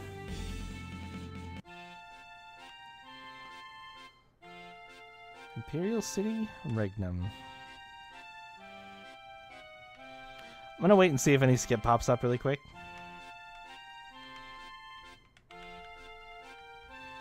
Okay. What happens if I do this?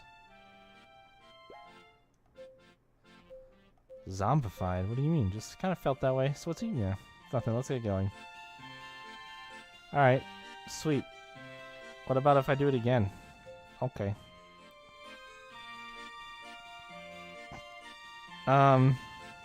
Guild Dungeon. Dun, dun, dun, dun, dun. Hell, what's this sign for? To whom may concern we delight in your continued good fortunes. Why so far? Just reading exactly what's written there. The following is a brief report on a recently discovered dungeon. A new dungeon? This dungeon is extremely dangerous. All members of the investigation team have been reported deceased or missing. Therefore, we hereby declare to our beloved members that all entry will be forbidden. That's what it says. The hell's that? They're trying to look down on us? Sounds like it. Don't underestimate us. It really is dangerous. Don't ever come here. And seriously, super scary. Stay away. Ah, no, run. What is this? Did someone write this before they died? Must have taken a while. So where is this place? Let's see. On the southwest tip of the mainland. Found it already. Oh, but it looks like you can't reach it by land. Even after telling us to stay away, they still pinpoint its location. If you don't want people to go there, wouldn't it be better to hide the location? Alright, let's go. Obviously. What? Didn't you know how dangerous it is? He's right. Let's call it off. I suppose you're correct, though I must admit that I am disappointed I may die. Wait, really? Have you really changed your minds? Yeah, right! Come on, that's all I asked for. Some chump beats us to it. Hey, Luca, hurry up and get ready to go. Great. Great. Alright, what do you got for me? Show me a rank 6. Fuck you, dude. Yeah, rank 10, 4,000 grade. Only have to do that 25 times. And that's a 10 battle one, so you can get even more grade than that at rank 10.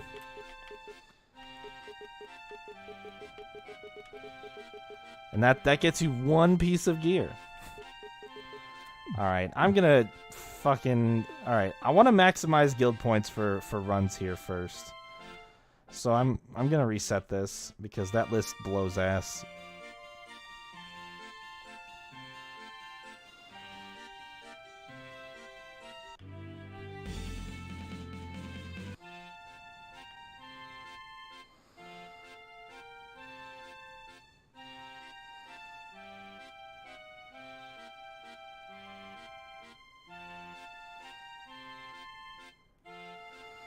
Alright, show me... What the fuck? 8s, 9s, 1s, 2s, and 3s. Alright. You know what? I take it back. We're gonna go to the definitely not Asia island. That's where we're gonna go. That place has an even quicker guild dungeon run, and maybe they'll give me some freaking level 6 shit. Show me potato salad. Nope. They didn't. They didn't.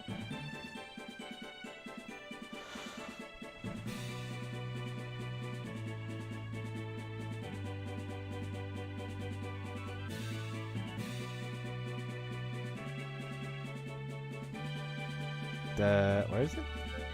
Oh, just doubling me. Yeah, like, look how close these two are. So much closer.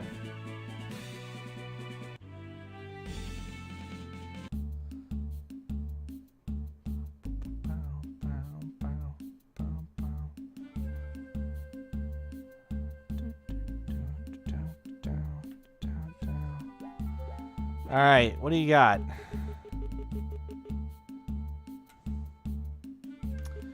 Man, what is this hot garbage? Where does a guy go to get some fucking rank 6 shit? Balls. Did we ever find that recipe? No. We are still looking for fish pie recipe. Have not found it. If it's in the last dungeon, I don't even know what to say.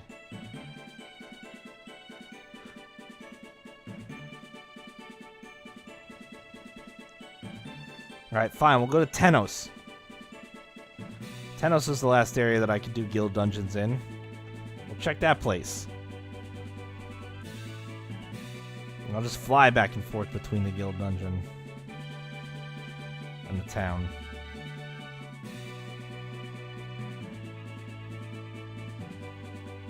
Wham.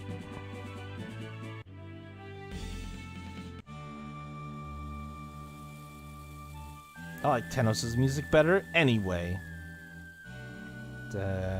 Guild dungeon. Please, some rank shit, 6 shit. Please. Please.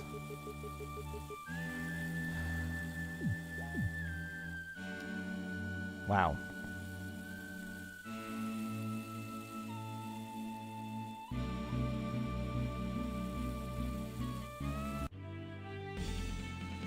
This is an impressive amount of fuckery that this game is trying to pull on me right now. I'm not thrilled about it. I'm gonna be honest with you guys.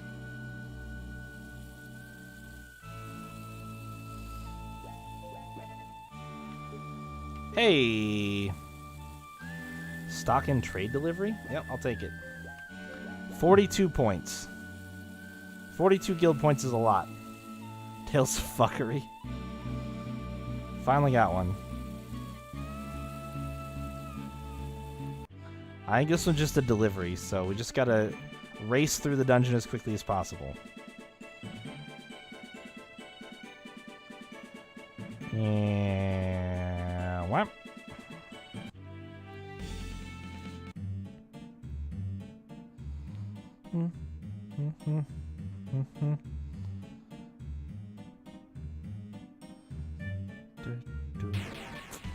Sick. これなら楽勝かな。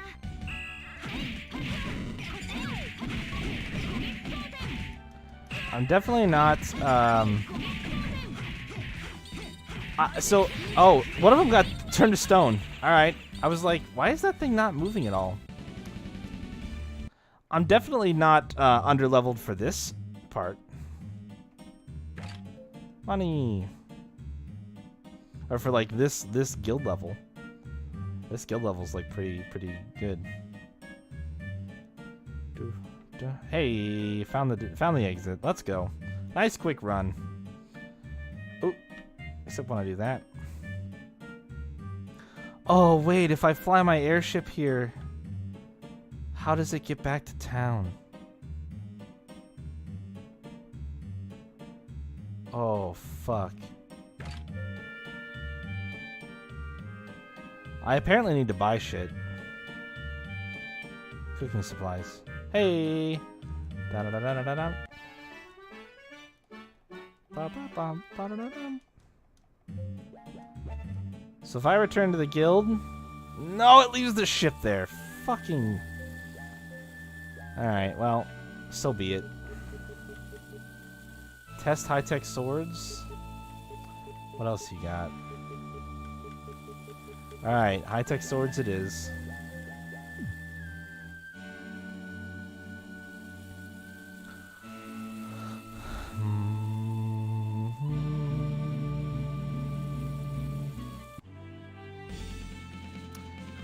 Who has high-tech swords? Is it Spada? Yeah, alright. So we're gonna do this, and do this.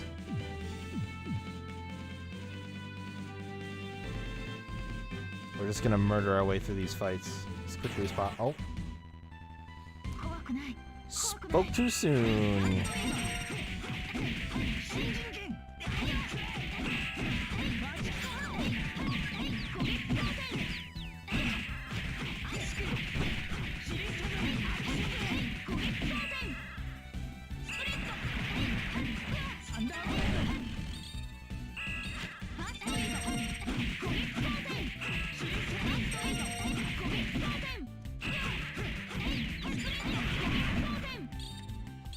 Okay, so that didn't go quickly. Mostly because these enemies are probably the level that I should be fighting. Oh, there it is, Iri and I3. So I've already seen this 3 times now, so we're gonna skip through it. Super crappy about the ship, it happens. I should have actually seen it coming, honestly. It's kind of my own fault.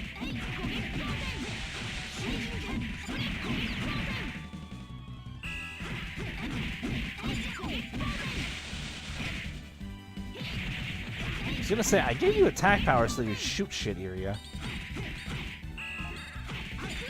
Probably just need to change your strategy really quick. Iria... Oh, here we go. There we go.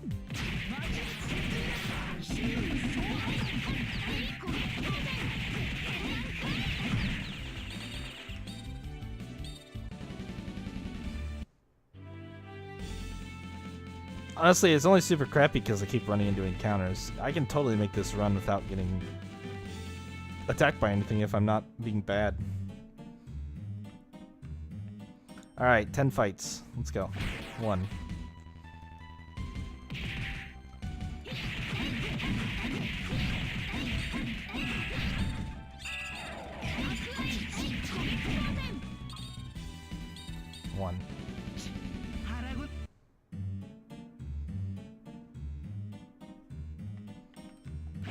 Oop. 2.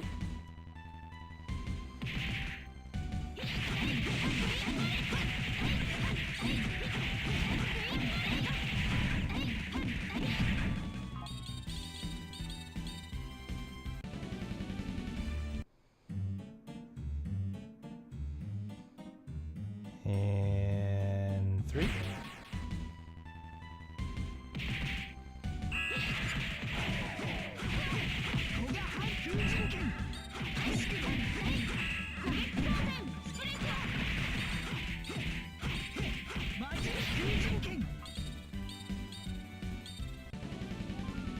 Spada leveled up, but nobody else did? 4.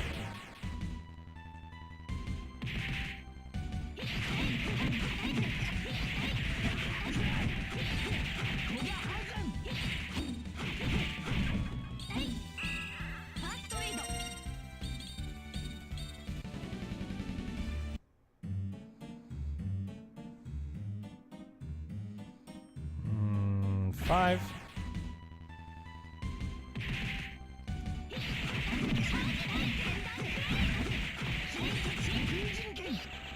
860.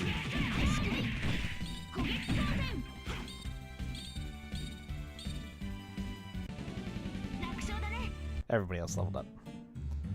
Give me the status page back. There we go. Wait, shit. 5? I already lost track.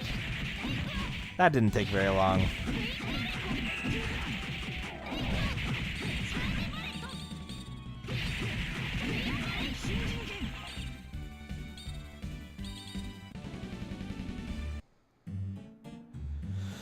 Yeah, I think I should definitely... I probably should be further along. Because, like, these encounters are pretty easy, but they're rank 6 encounters. I think that the game is probably designed for me to be at rank 10 by the time I finish. And since we're very close to finishing, I definitely need to work my way up there and figure out how difficult those encounters are. Yeah, I have 2 chapters left. We need to get buff.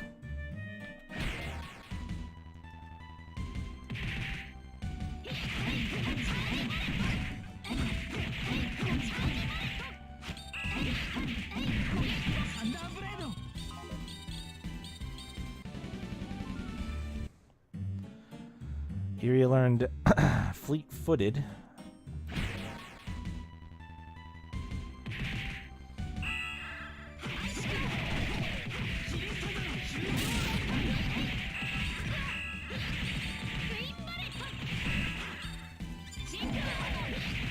I tried to interrupt that cast and I couldn't. You learned borrowed attack. Yo, what if I just buffed everybody up so we did, like, big fucking damage? Like, let's drop the defense boost, who cares? What if I did... Oh, well. You can have combo boost. And you can have... Do you have enhanced attack? Speed up. No, but you can have combo boost as well. Ah, he's ranked 20 now, okay. So let's drop the agility and let's do the borrowed attack. Yeah. Oh, from int? Oh, that's so good. That's actually so good. If every style gets like a borrowed ability at rank 20, that's that good. Holy shit.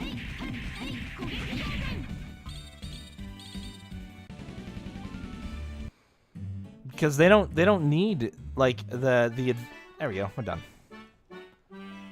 Ba-da-da-dum. I didn't think that was 10. I was at like 8 or 9, but whatever.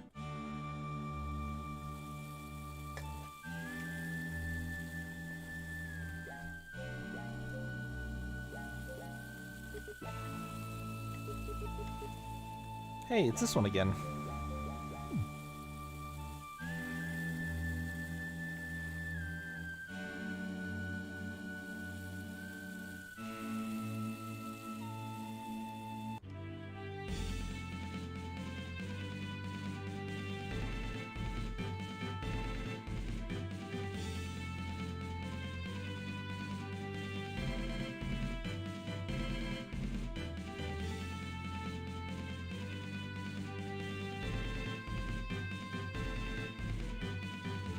See? Much quicker run when I don't run into every encounter on the way. Okay, so we're looking for that dude again. Oh. Nice try, boar. Magic lens. Actually, that's a great find because I need to buy more of those and I haven't. Dead end.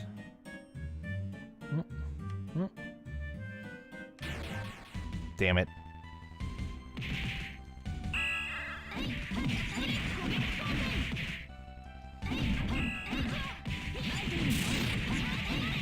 Why are we casting everybody?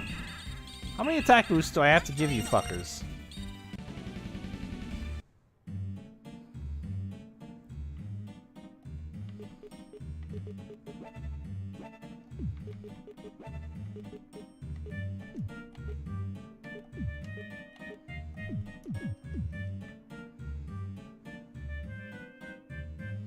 Fix that real quick. No spells. Iria can cast heals. That's it. No spells.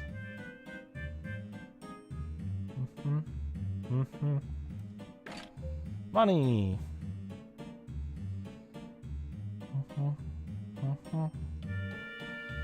Wow, it was literally a straight shot. The second screen was a straight shot.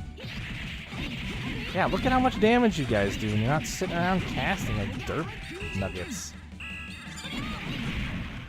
She still casts a spell. She still casts a spell.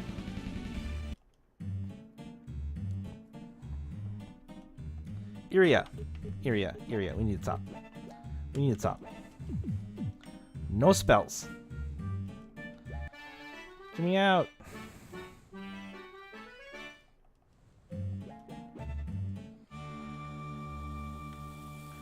Also, I think this gives me experience. No, it doesn't. I'm crazy. Exterminate worker bees. Pass. Yeah. I'll go find Melissa. That's fine.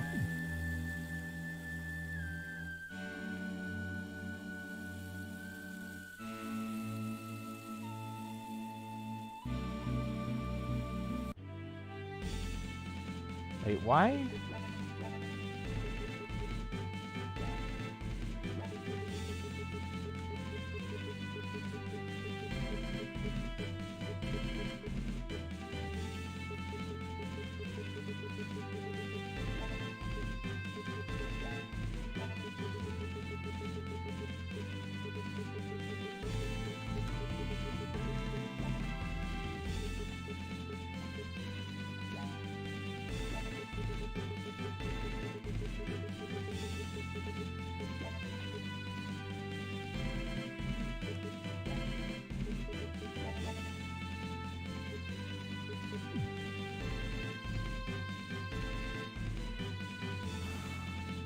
Iria has like 50 more hit points than Luca and Spada. Interesting. I know I used some plants. I used some herbs, so that's definitely part of it. I didn't think I used that many HP herbs on her though. Maybe I did.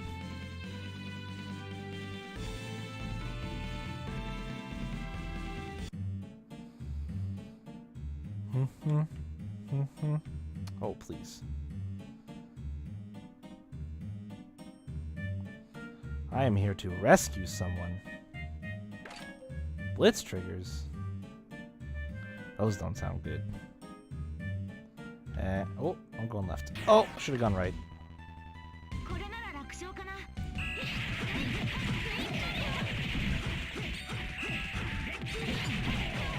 You motherfucker.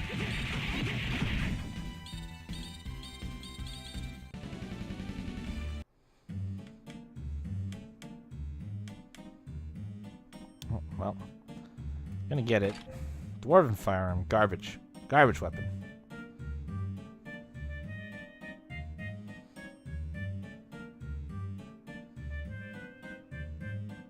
Yep, should have gone right. It was a straight shot after that. Damn it.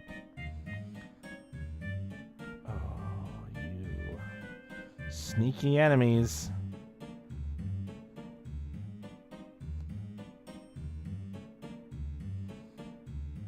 Why are these so easy, though? Flame sword. I'm gonna go this way. Well, hold on. I despawned it. Hey, I was right. I really thought I was gonna die here. Thanks so much. I mean, it wasn't actually that far to run back out. I think you probably could have made it if you went for it. 1425 out of 1700. Escort quest, no. Ooh, 50! Oh, but I have to mine. That's fine. I'll take it.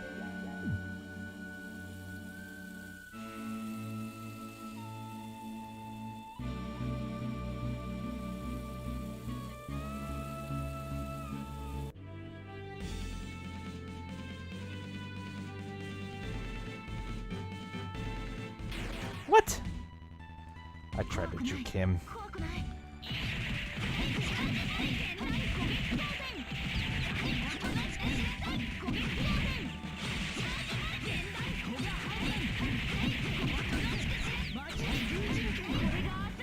That's what I'm fucking talking about.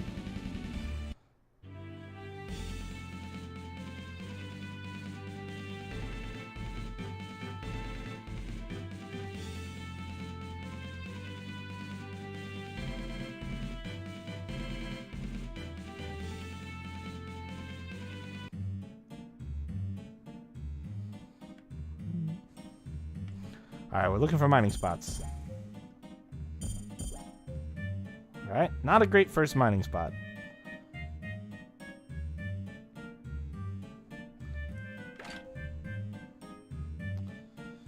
Let's see.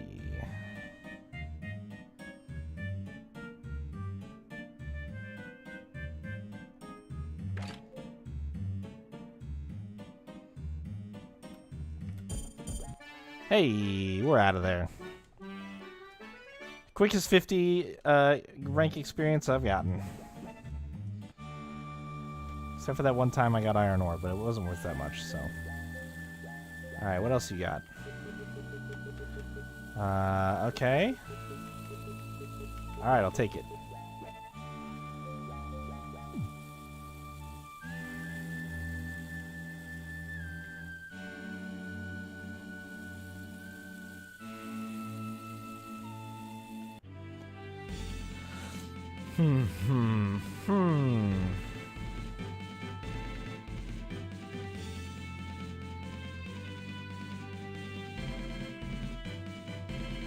Oh my god, Wolfos, no, please.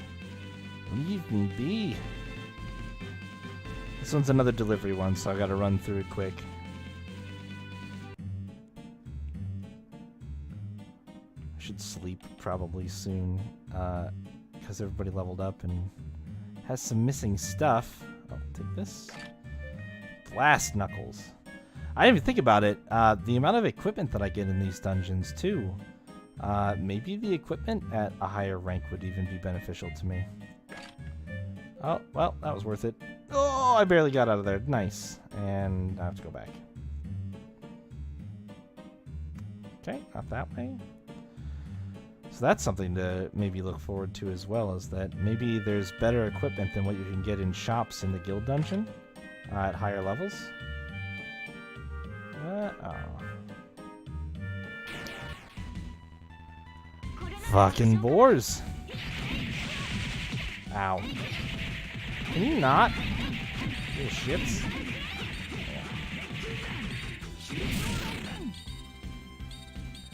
Mostly I'm just trying to think of reasons why I struggled so much in the Sky Castle. I was like actually afraid of encounters in that place because of how hard I got wrecked a couple times. Which is not really ever the position that you want to be in. Oh, fuck. Did I really go the totally wrong way here? Damn.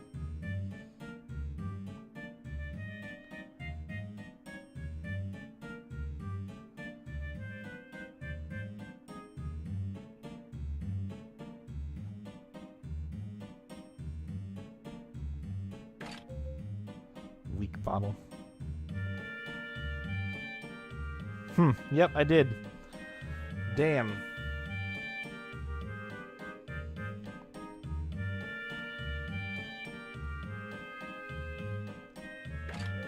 Money. Bum bum. Bum bum. Bum bum. Bum bum. Ah, shit. Alright. Back this way. Go up here. Hell sniper. Garbage weapon. I've seen those before. Hello.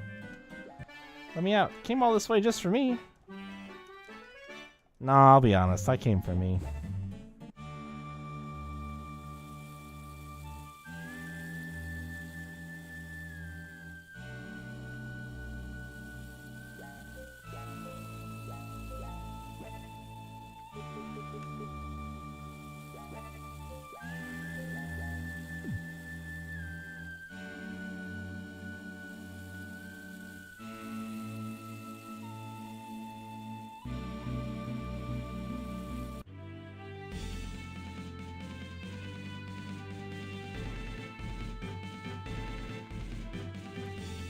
I'm gonna mute myself for a second. I gotta make a phone call really quick. I will be right back.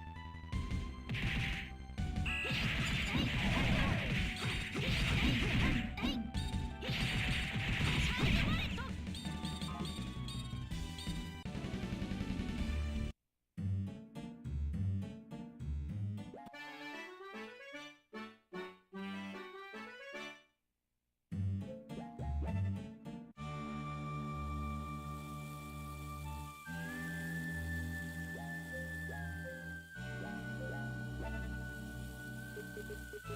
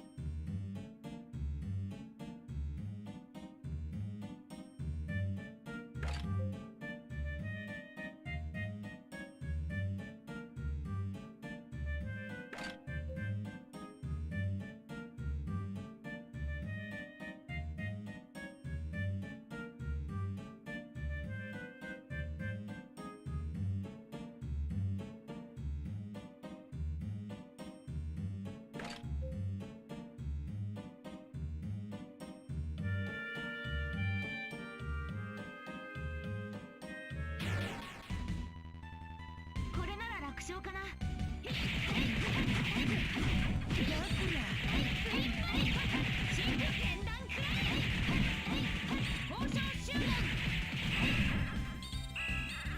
リカバー。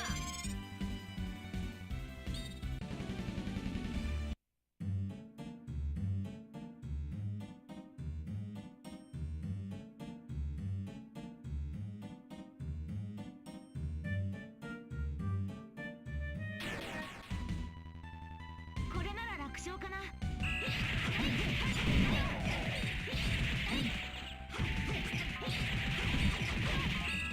ァーストエイド。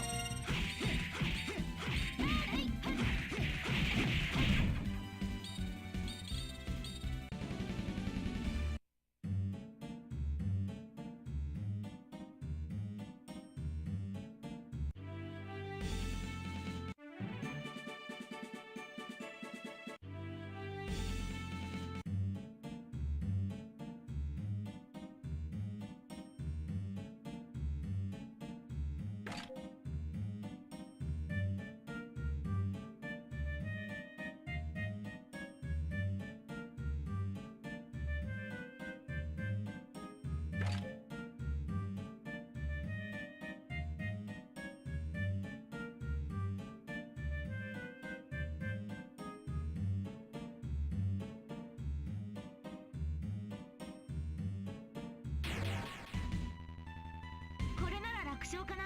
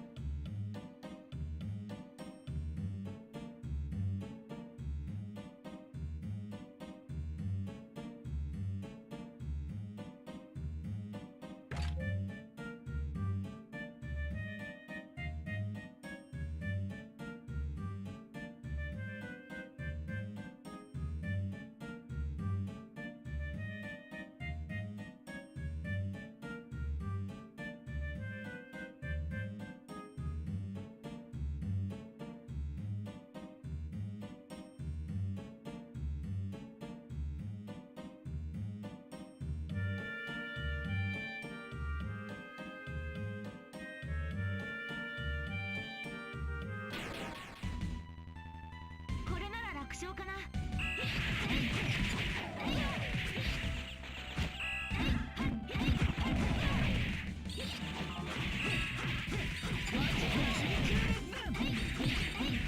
真空破断。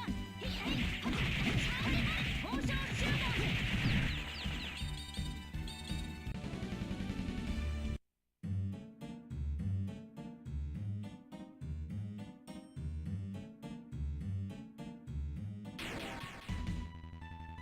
これなら楽勝かな。真空破断。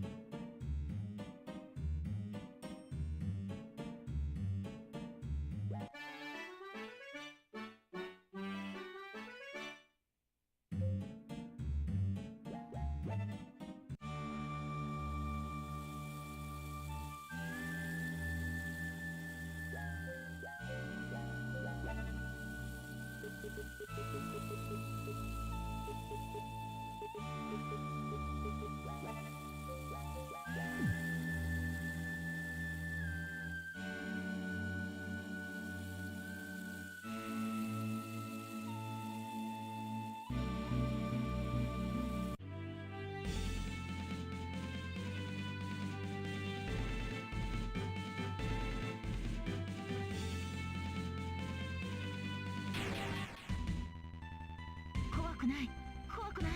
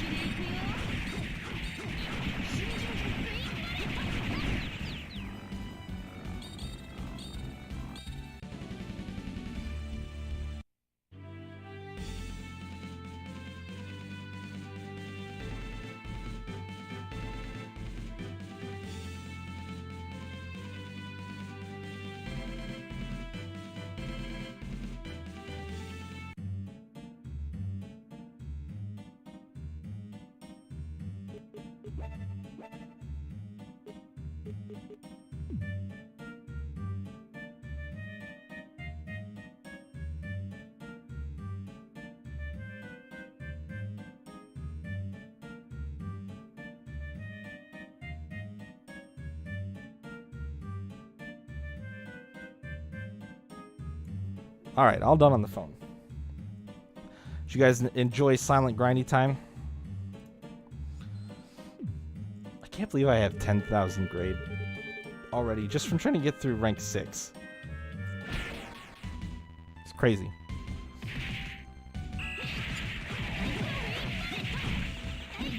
That last run was a little slow. Little slower than I would have liked. Totally honest.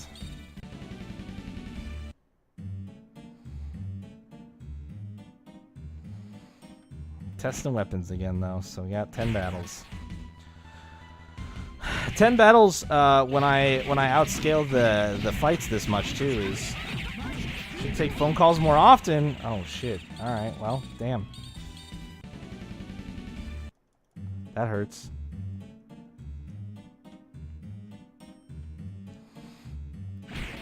I think I'm actually getting a decent amount of grade from these encounters, though. Like, I'll check on this next screen. I wasn't paying attention because I got told that I'm garbage by one of my mods because he hates me.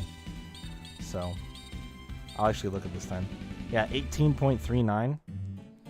That's not a bad amount for an encounter. And when I have to do 10 of them, that's like 200 that I rack up, plus the reward.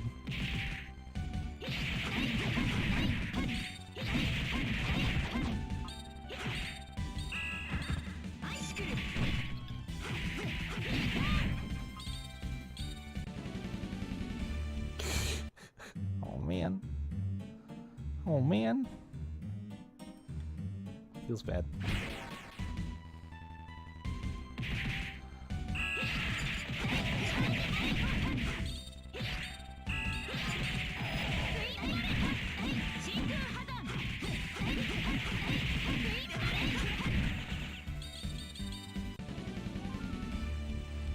Assault barrage.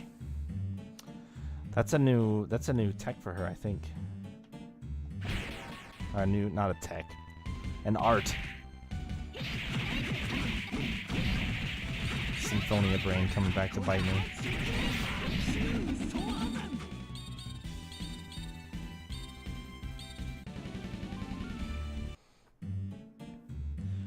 Here you learned borrowed HP. What does that one do again? That's right.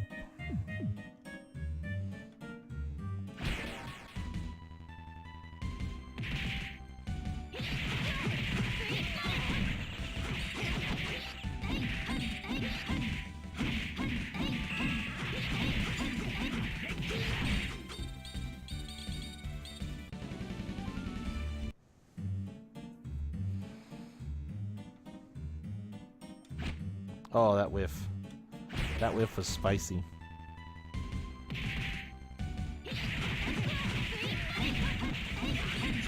I really enjoyed running through that entire dungeon a couple of dungeons ago before I remembered that it was not a delivery quest and that I was supposed to fight 10 stuff with the robes on. That was a fun one to realize silently to myself. That was pretty sick. I enjoyed that.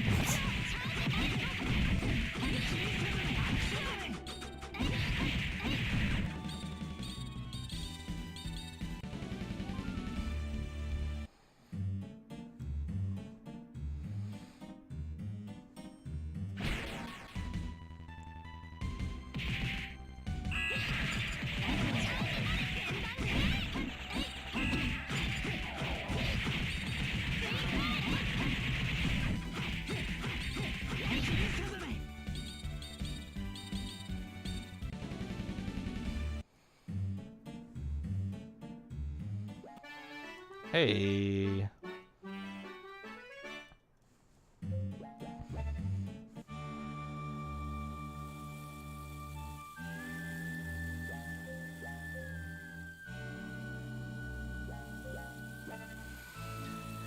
Oh, 2 more. Alright. Test common sword. Oh, here we go. Oriental yams. Sure, why not?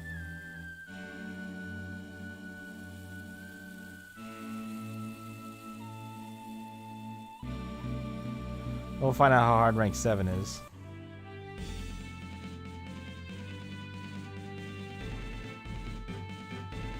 Skid. Oh, feeling rich. We broke 100K. Can you believe it? Look at all this cash. I know. We've got more than 100,000 gold. It's honestly getting hard to carry around. This ain't no good. Why not? We can't be talking about having so much money. What if somebody heard us? There are some shady types out there. Here? That's true. I wasn't thinking. From now on, I'm sleeping with my guns under my pillow. I'm gonna sleep with my money stuffed in my underwear. Me too. That's probably not gonna be comfortable.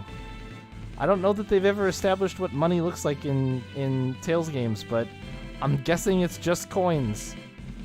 That sounds not great. Sounds not great. No, actually, it sounds like something that Leo would do, and that's how you know it's not good. Alright. It's gold coins. Oh, well. Now, to be fair, is that just the in-game representation? Because, like, just because they look like big coins doesn't mean that's exactly... Why are you bringing me into this? Oh, I don't know. Look up 2 lines in chat. Maybe you'll get an idea. Maybe something will be a little bit more. You'll gain some clarity. I don't know, Leo.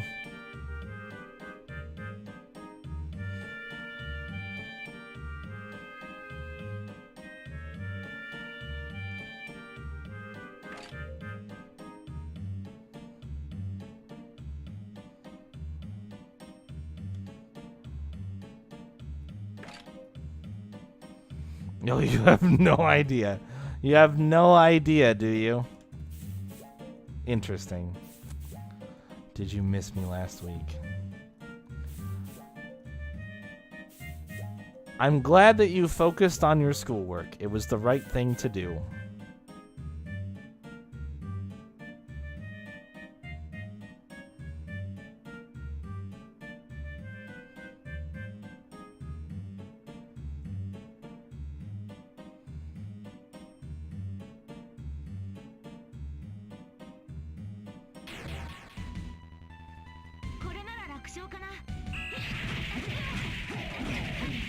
Now I'll use some trolling.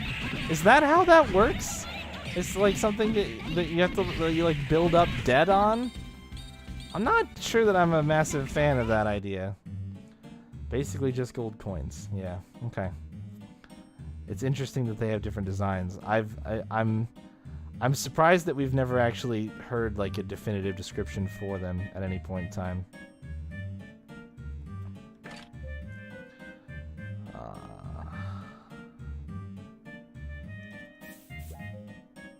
Come on. Come on, be in this bush. Come on, yam. Come on, yam. Fuck. Alright. Well, that sucks.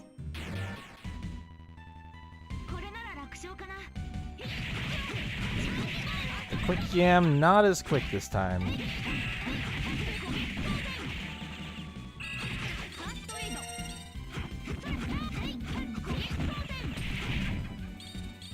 Interesting.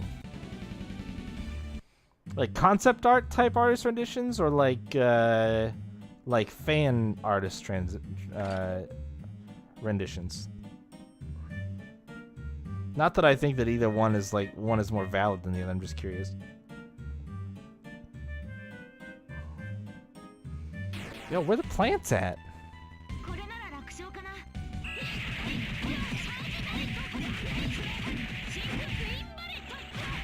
Official art. Interesting.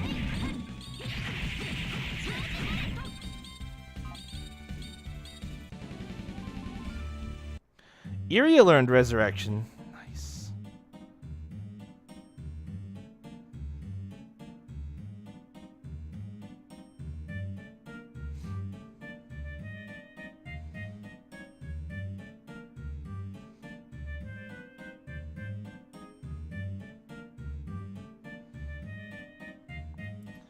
Yeah, I've seen it. But that's not official art, that's official concept art. Right? I would put those differently. That was just like an early design prototype for something that didn't even make it into the game, so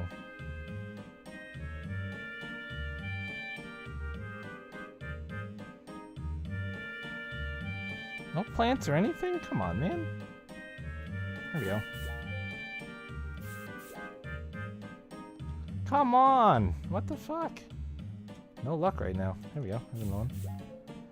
No herbs. Give me yams. Come on. Come on. Oh, fuck. Oh, no.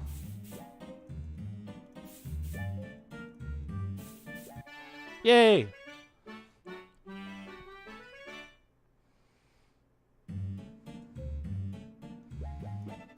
I still think that's different. Like, Terra was a completed concept. The artist rendition at that point is like still up to the artist, but at least it's over a completed concept. Test the army pistols. Alright, this is our last rank 6.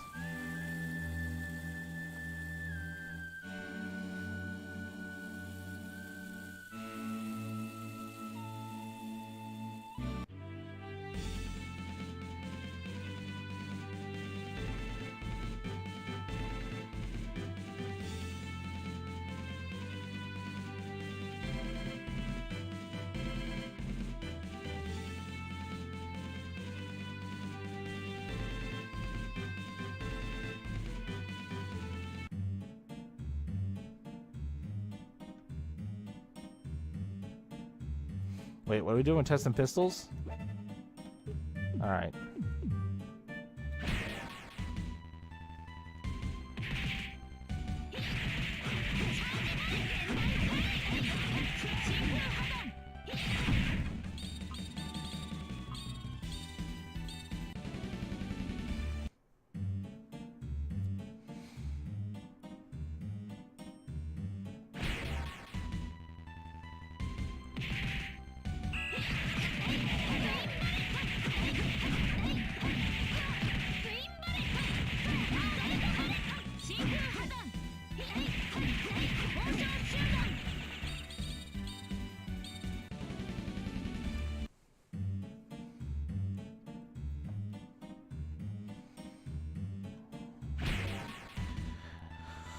Yeah, I would say something as small as a hair color change is a little bit different than like completely going off of a design that ends up not being implemented fully or included in anything. Like that's the difference, I would say, for me.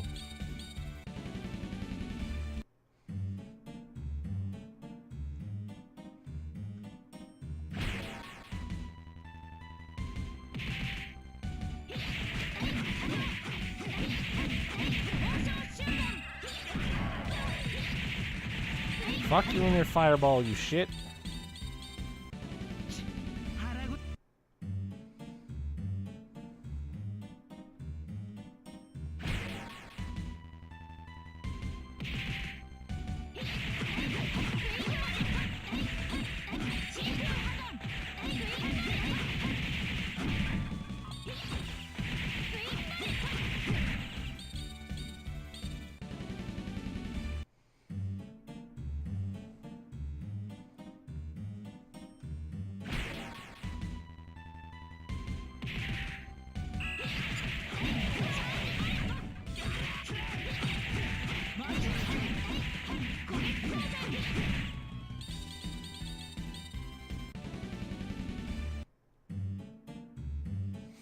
After this dungeon, I'm going to switch the party.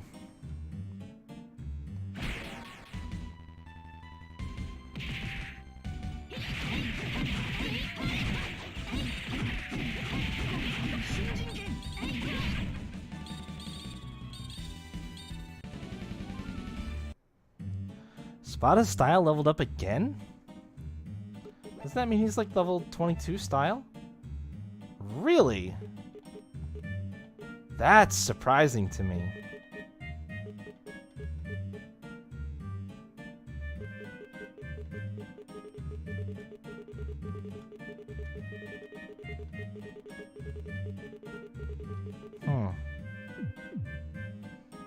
It seems to be leveling up really fast right now. Maybe it's not. I'm gonna check it after this.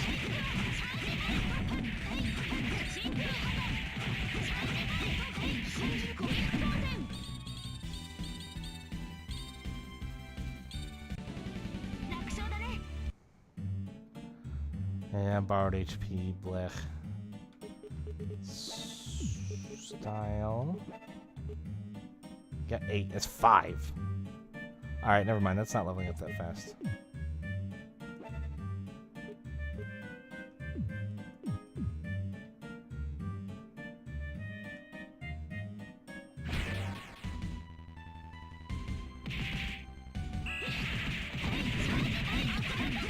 I have leveled up a couple times tonight, though. That's nice.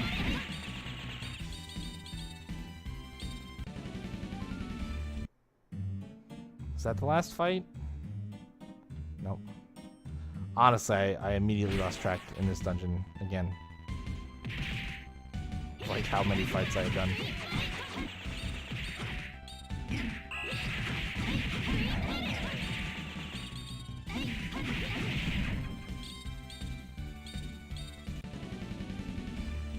Is that 10? Yay.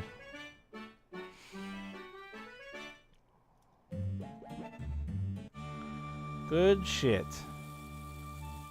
Give me my rewards. Ba-bow. Alright, rank 7. We have none. What a piece of shit. So let's do you back to this. Oh shit. He's 22 and they're both 18. Yikes.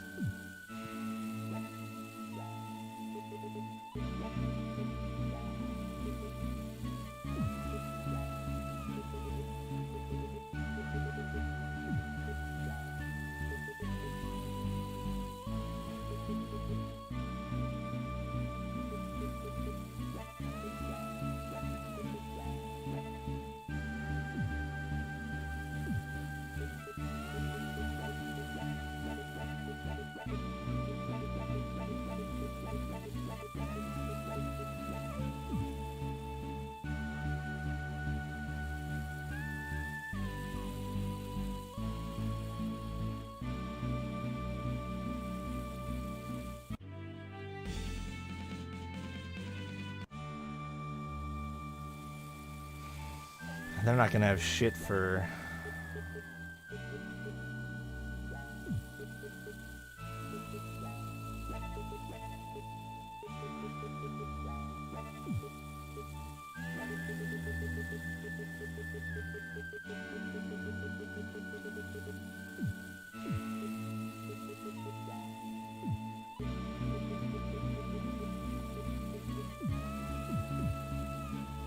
That's okay.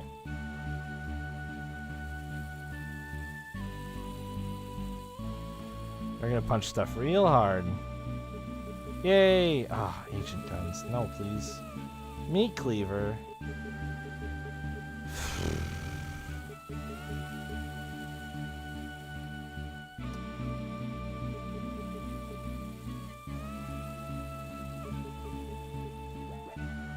Alright. I think that's Luca again.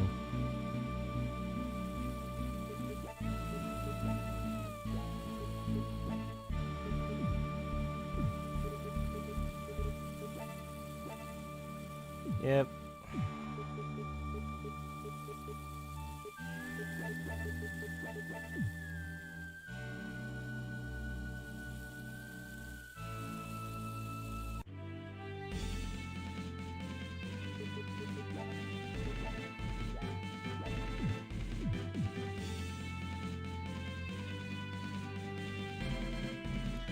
I guess this is the part where everybody's offensive style gets a lot of style points.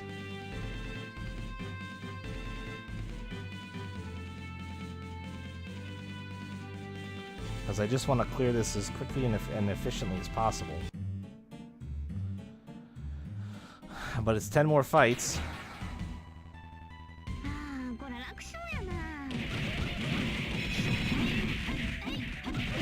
Wow, that was like not super fun, actually.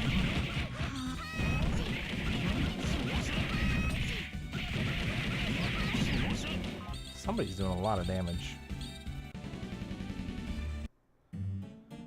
I should have checked experience on that, honestly, because I'm curious where this ranks compared to the last shit. It's clearly stronger.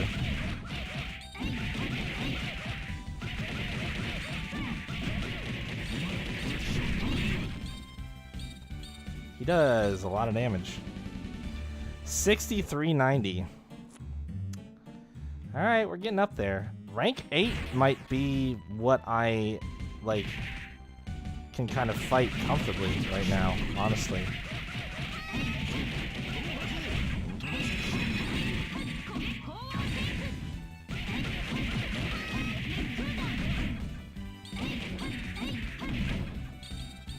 Wow, his sword, the Meat Cleaver, sucks really bad. He doesn't do, like, any damage.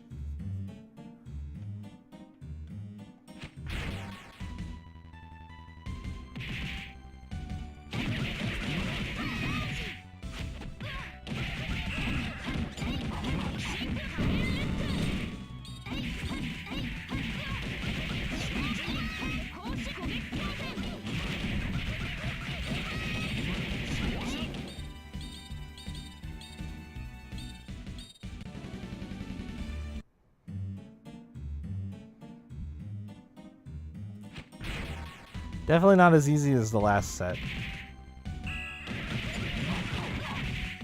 Ouch.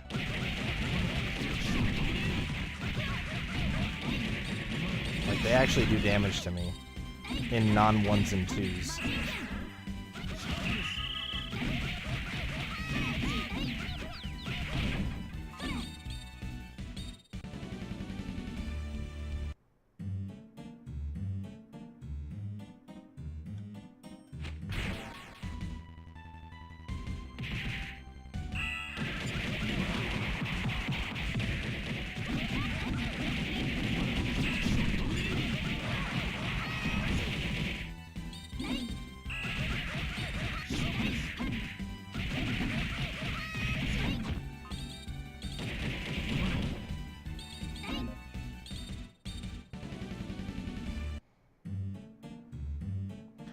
Fights are definitely slower. Not a bad thing. Great Galpos lizards. Oh, interesting. From the jungle. I was curious where I was pulling encounters from.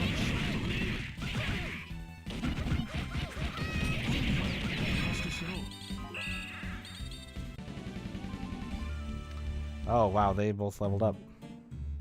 Their styles, they got extended assault. Yep. Still don't know what that does.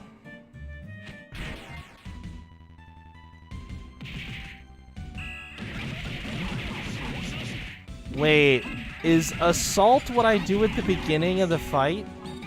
When I hit them on the field map? Oh. Maybe that's what that means.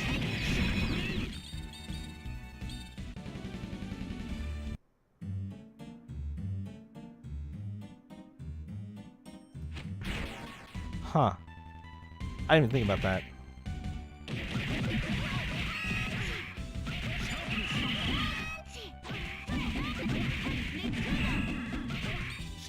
Fuck you, Crab! Fuck off, you piece of shit!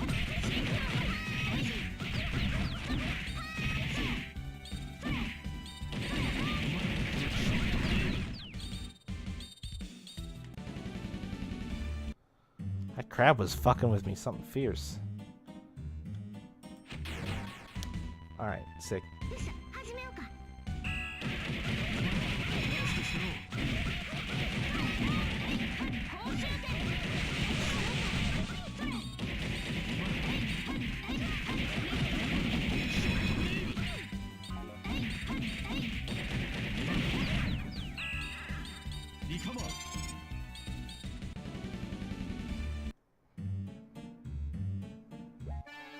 Yay.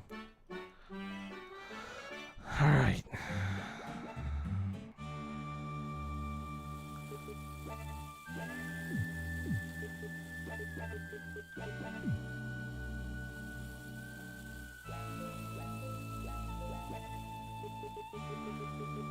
And you didn't grace me with a rank 7.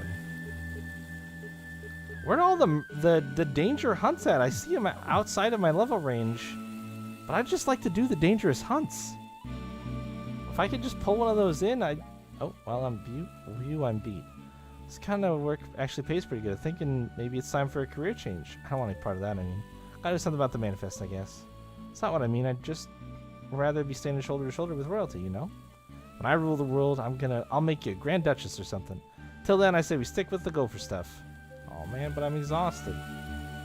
Let's go sleep then, Iria. It's fine. Everything will be fine. We're just gonna take a quick nap. I wonder if this resets the guild jobs.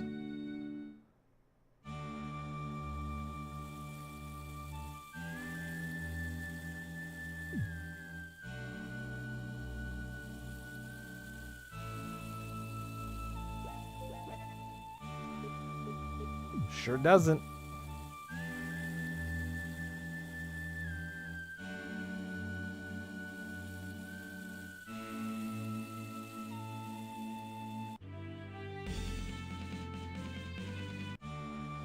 Show me rank 7.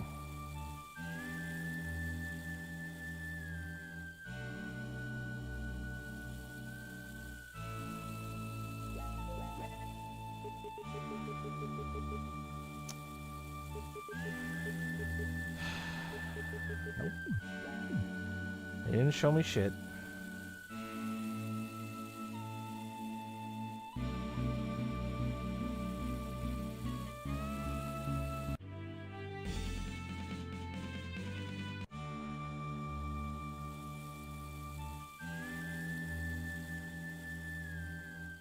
Please, rank 7?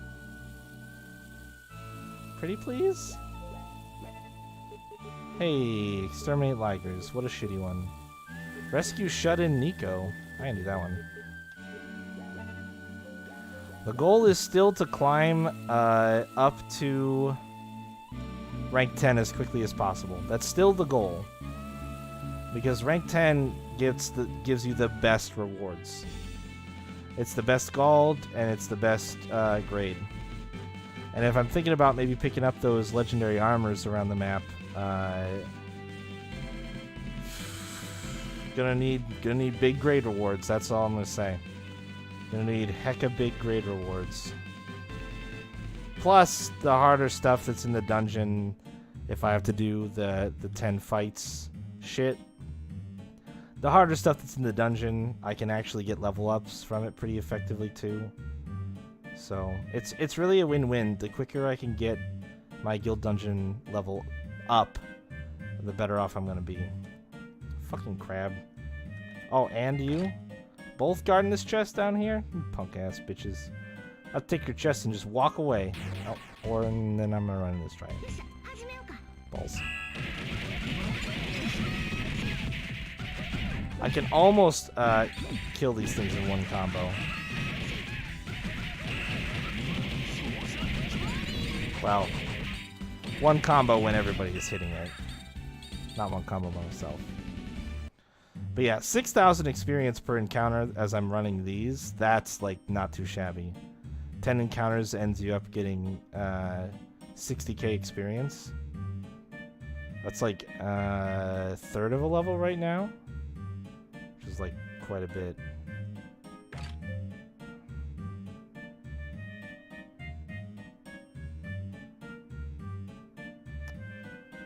Alright. Oh, that was weird.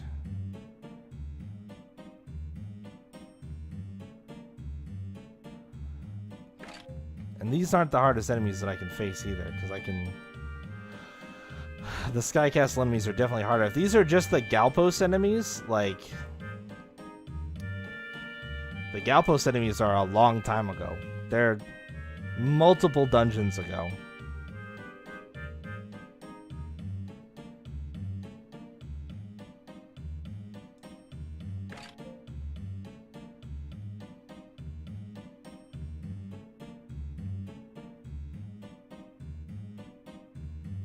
Hey, found him. That was a good quick run.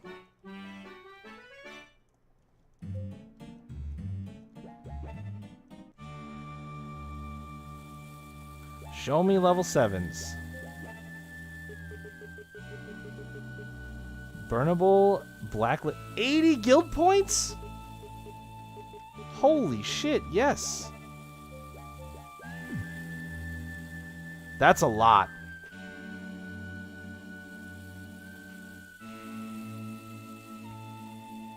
More gathering quests, please.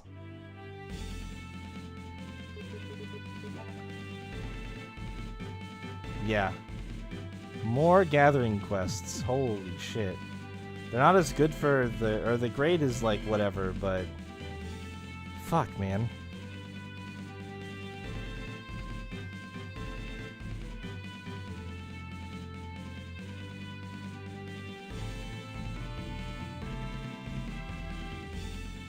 I guess because it's RNG? That's why they're so valuable? Oh, here we go. Come on. Come on. Damn. Couldn't first note it. Tried. Couldn't first note it.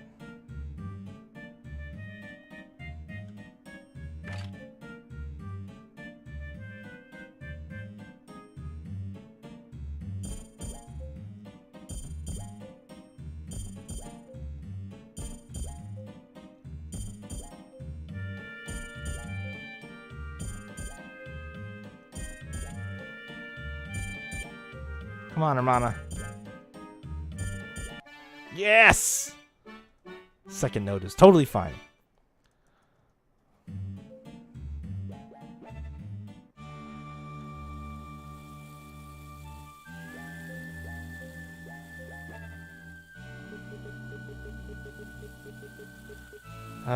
Exterminate, escort. Oh, both these are garbage. I'm gonna reset them.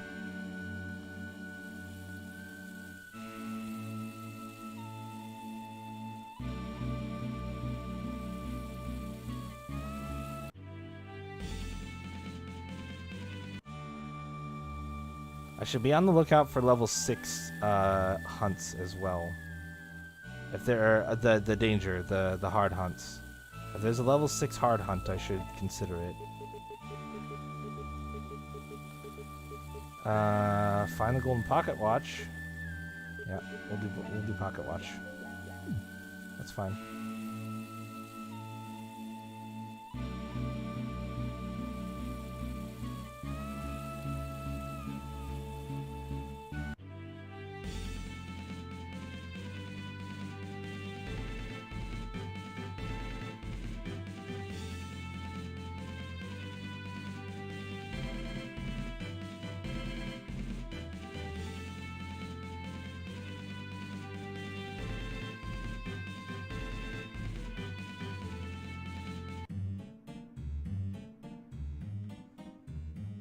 Oh. Oh, that spawn was unfortunate. Ow! What the fuck?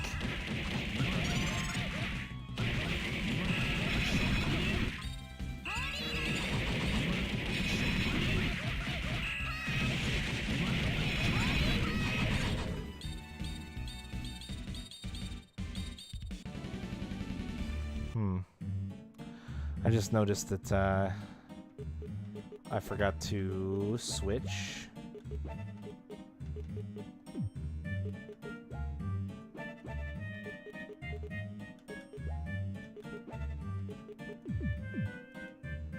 Those two strategies. Come on, nice quick dungeon. Come on, nice quick one. Nice little quick one. A little quickie boy. Oh, I couldn't see. I thought there was a crab there, but I couldn't tell.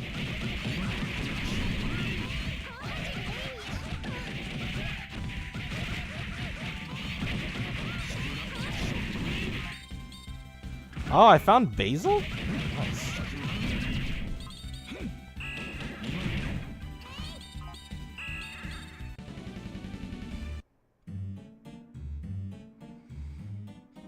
The heal command triggered there at the end of the fight. I'll try to pick up coins slower in the next one if I get into another fight so that I can let her heal at least somebody.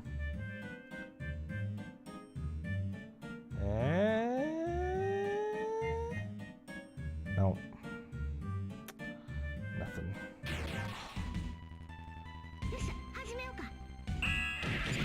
Oh my god, the triple dryad threat right now. Holy fuck. Alright, sick. Oh. I actually got the heal from the old Ricardo first. That's interesting. Surprised that he did that, actually.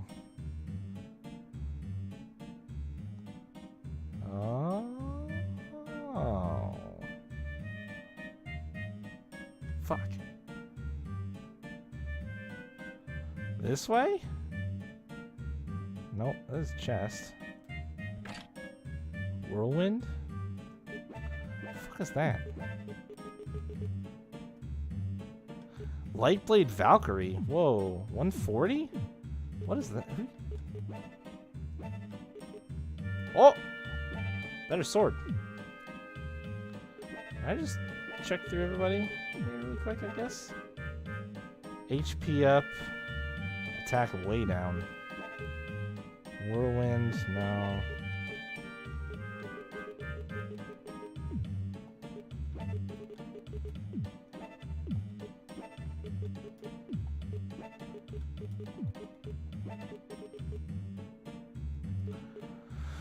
Oh, Marine Fist, big boost to TP, but otherwise garbage. Okay.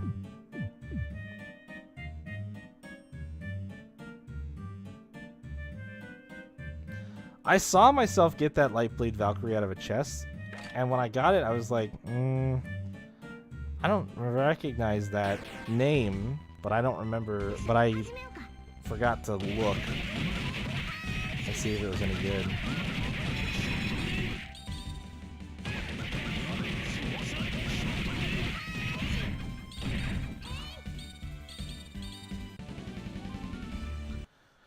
Ancillary extended assault. Let's see. Check this way first. Person? Oh, that's the way I came in. Balls. So they've got to be this way then, right? Apple gel. Yeah.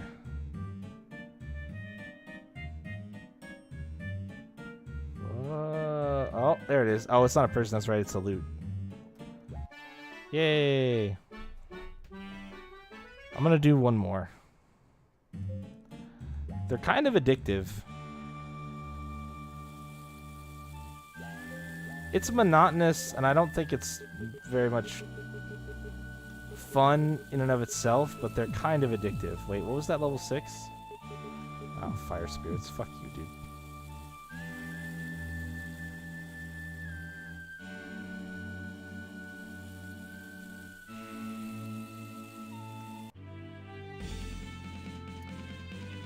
The only thing that I'm really nervous about the fact that I need 1.2 million grade to get all of the upgrades.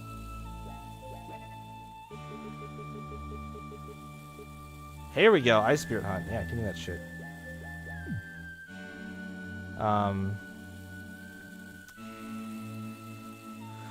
That's a lot. That's a lot of grade.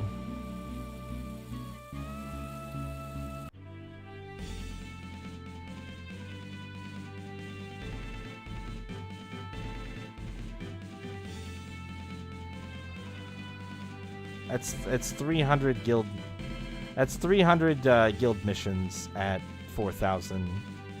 Wait, yeah, 300 guild missions at 4,000 grade apiece, which is what I've been seeing as the minimum per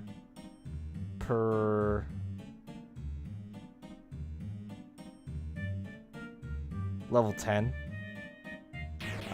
which is that's a fucking lot of guild missions. It's a fucking lot of guild missions.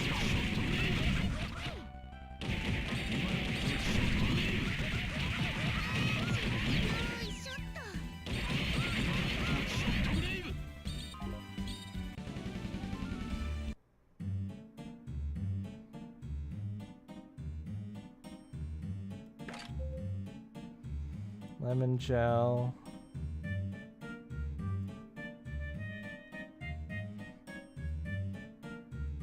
God damn it. This shit again.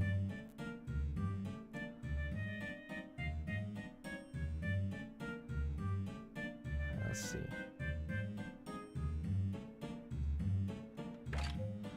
The downside, of course, being that I'm afraid that even though that sounds incredibly boring...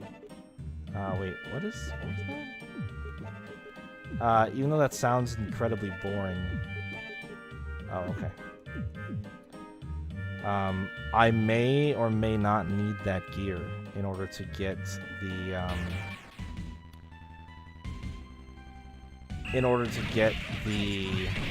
Ooh, ouch! In order to complete the special dungeon. Oh, fuck. I may have fucked up.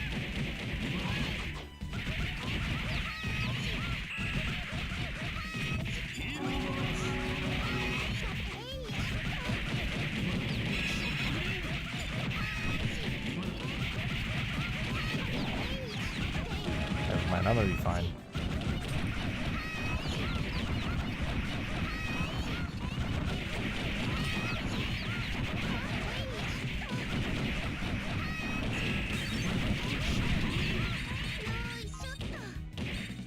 Drop through.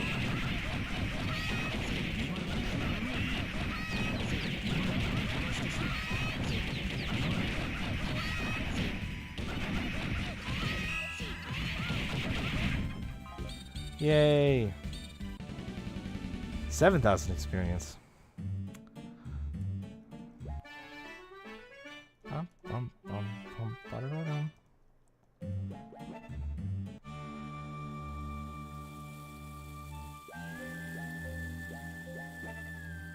Alright, let's see. What else do we got? Shut in Nico again? So be it.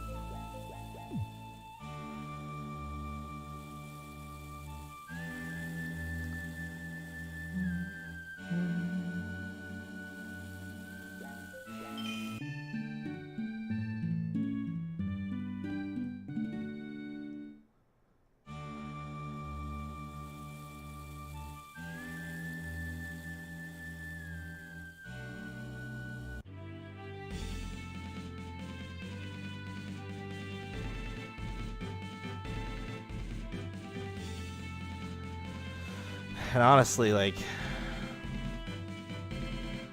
the idea that I need this super good armor and these super good weapons to do that end dungeon wouldn't surprise me.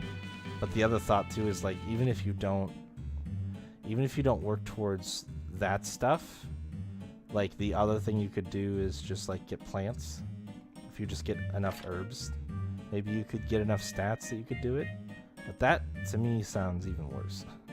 At least with the guild dungeon stuff, I can kind of guarantee a certain steady, like, rate of return on my time investment, instead of just being like, well, I hope RNG blesses me with some herbs today, since, you know, I have such great luck with that kind of thing. So this is probably still the better path. Seal powder. Oh, that dryad, please.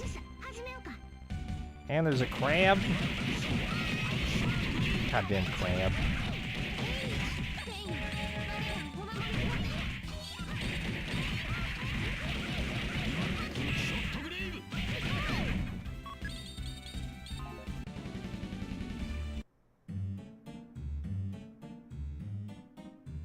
Alright, pretty quick first section. Even though I fought 2 fights. It wasn't very maze-like. Oh, that crab tried to get me. That crab wanted the booty so bad.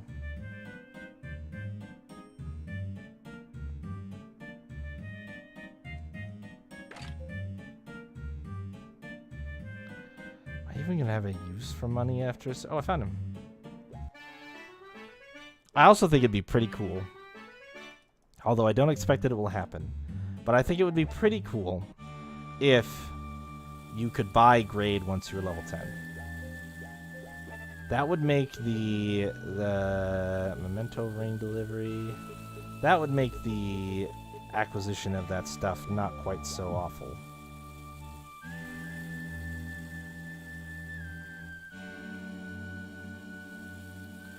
Because all of the gold that I'm getting as a reward for these guild dungeon quests doesn't actually help me that much at this point in the game. Like, it's nice. I'm gonna be rich, but I really need the grade a lot more.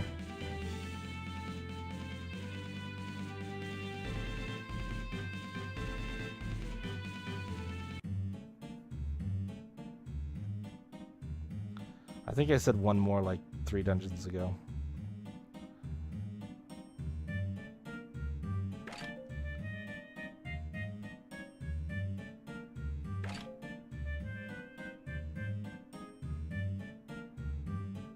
Oh boy.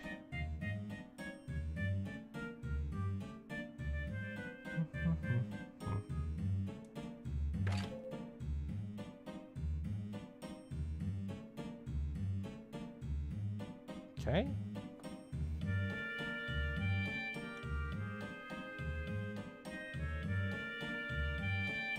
Oh, I can't believe that crab didn't tag me.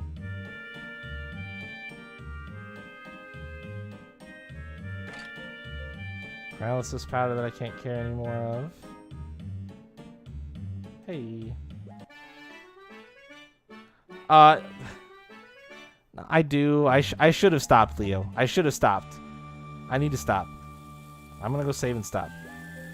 I just streamed a little bit longer because I was on the phone and I started a little bit late, and I'm just doing something mindless that I can do forever. So let me stop.